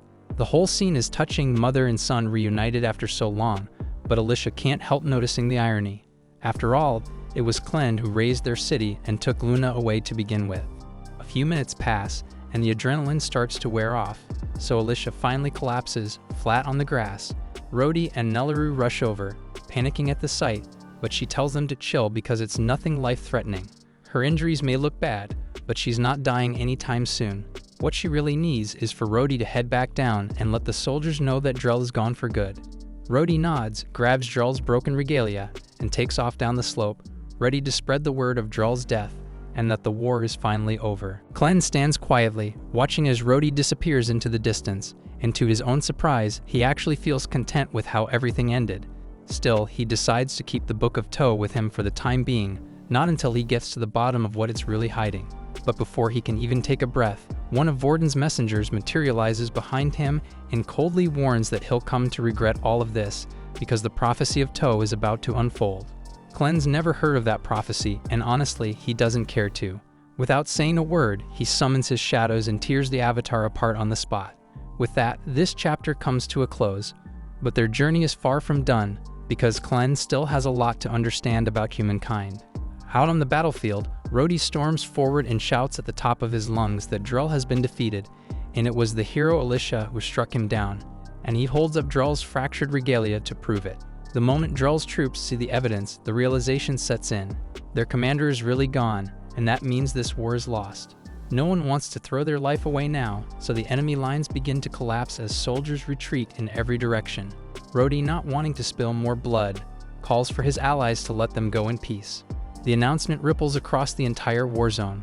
Soldiers on both sides stop mid-fight, stepping away from each other the second they hear the truth. And if you're wondering about Nay, she's been chilling in a haystack this entire time, and now that the war's ended, she's not sure what to do with herself.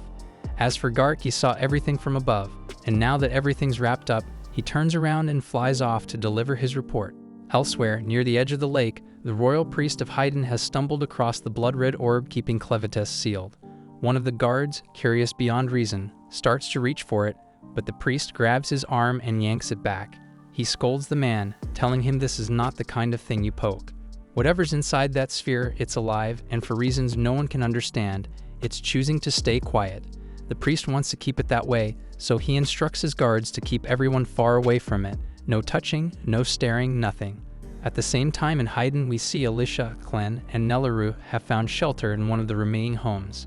Nelleru has just finished patching up Alicia, even though it's mostly for show because Clen already healed her injuries earlier.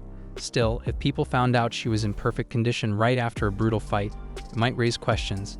That said, the wounds may be gone, but the agony from those hits still lingers deep in her bones, making it hard for her to think straight. Clen explains to Alicia that the only reason she's still breathing is because he had to patch a critical wound in seconds, so of course it's going to hurt like hell. But more than that, he had to let her bleed a bit on purpose just to keep the dark ichor hidden. That's a detail he's not ready to reveal to the public, so he turns to Nelleru and asks her to keep that knowledge to herself. Alicia then asks Clen if he actually believes what Drell said about the so-called true humans being the only ones capable of becoming real heroes. But Clen's got no clue if that's true or just more garbage from a desperate man. What he does know is that the name Toe seems to hold a huge amount of weight in the prophecy, and the book has clearly been influencing the royal bloodline of Haydn for generations, which means the actual origin of the legend must be buried in its pages, but unfortunately he hasn't been able to crack it. When the book materialized, it came with a key, so naturally, Clen tried unlocking it, but the damn thing didn't budge. The only explanation is that the key was meant for a similar book elsewhere in the world, but how many books like this exist or where they're hiding is anyone's guess.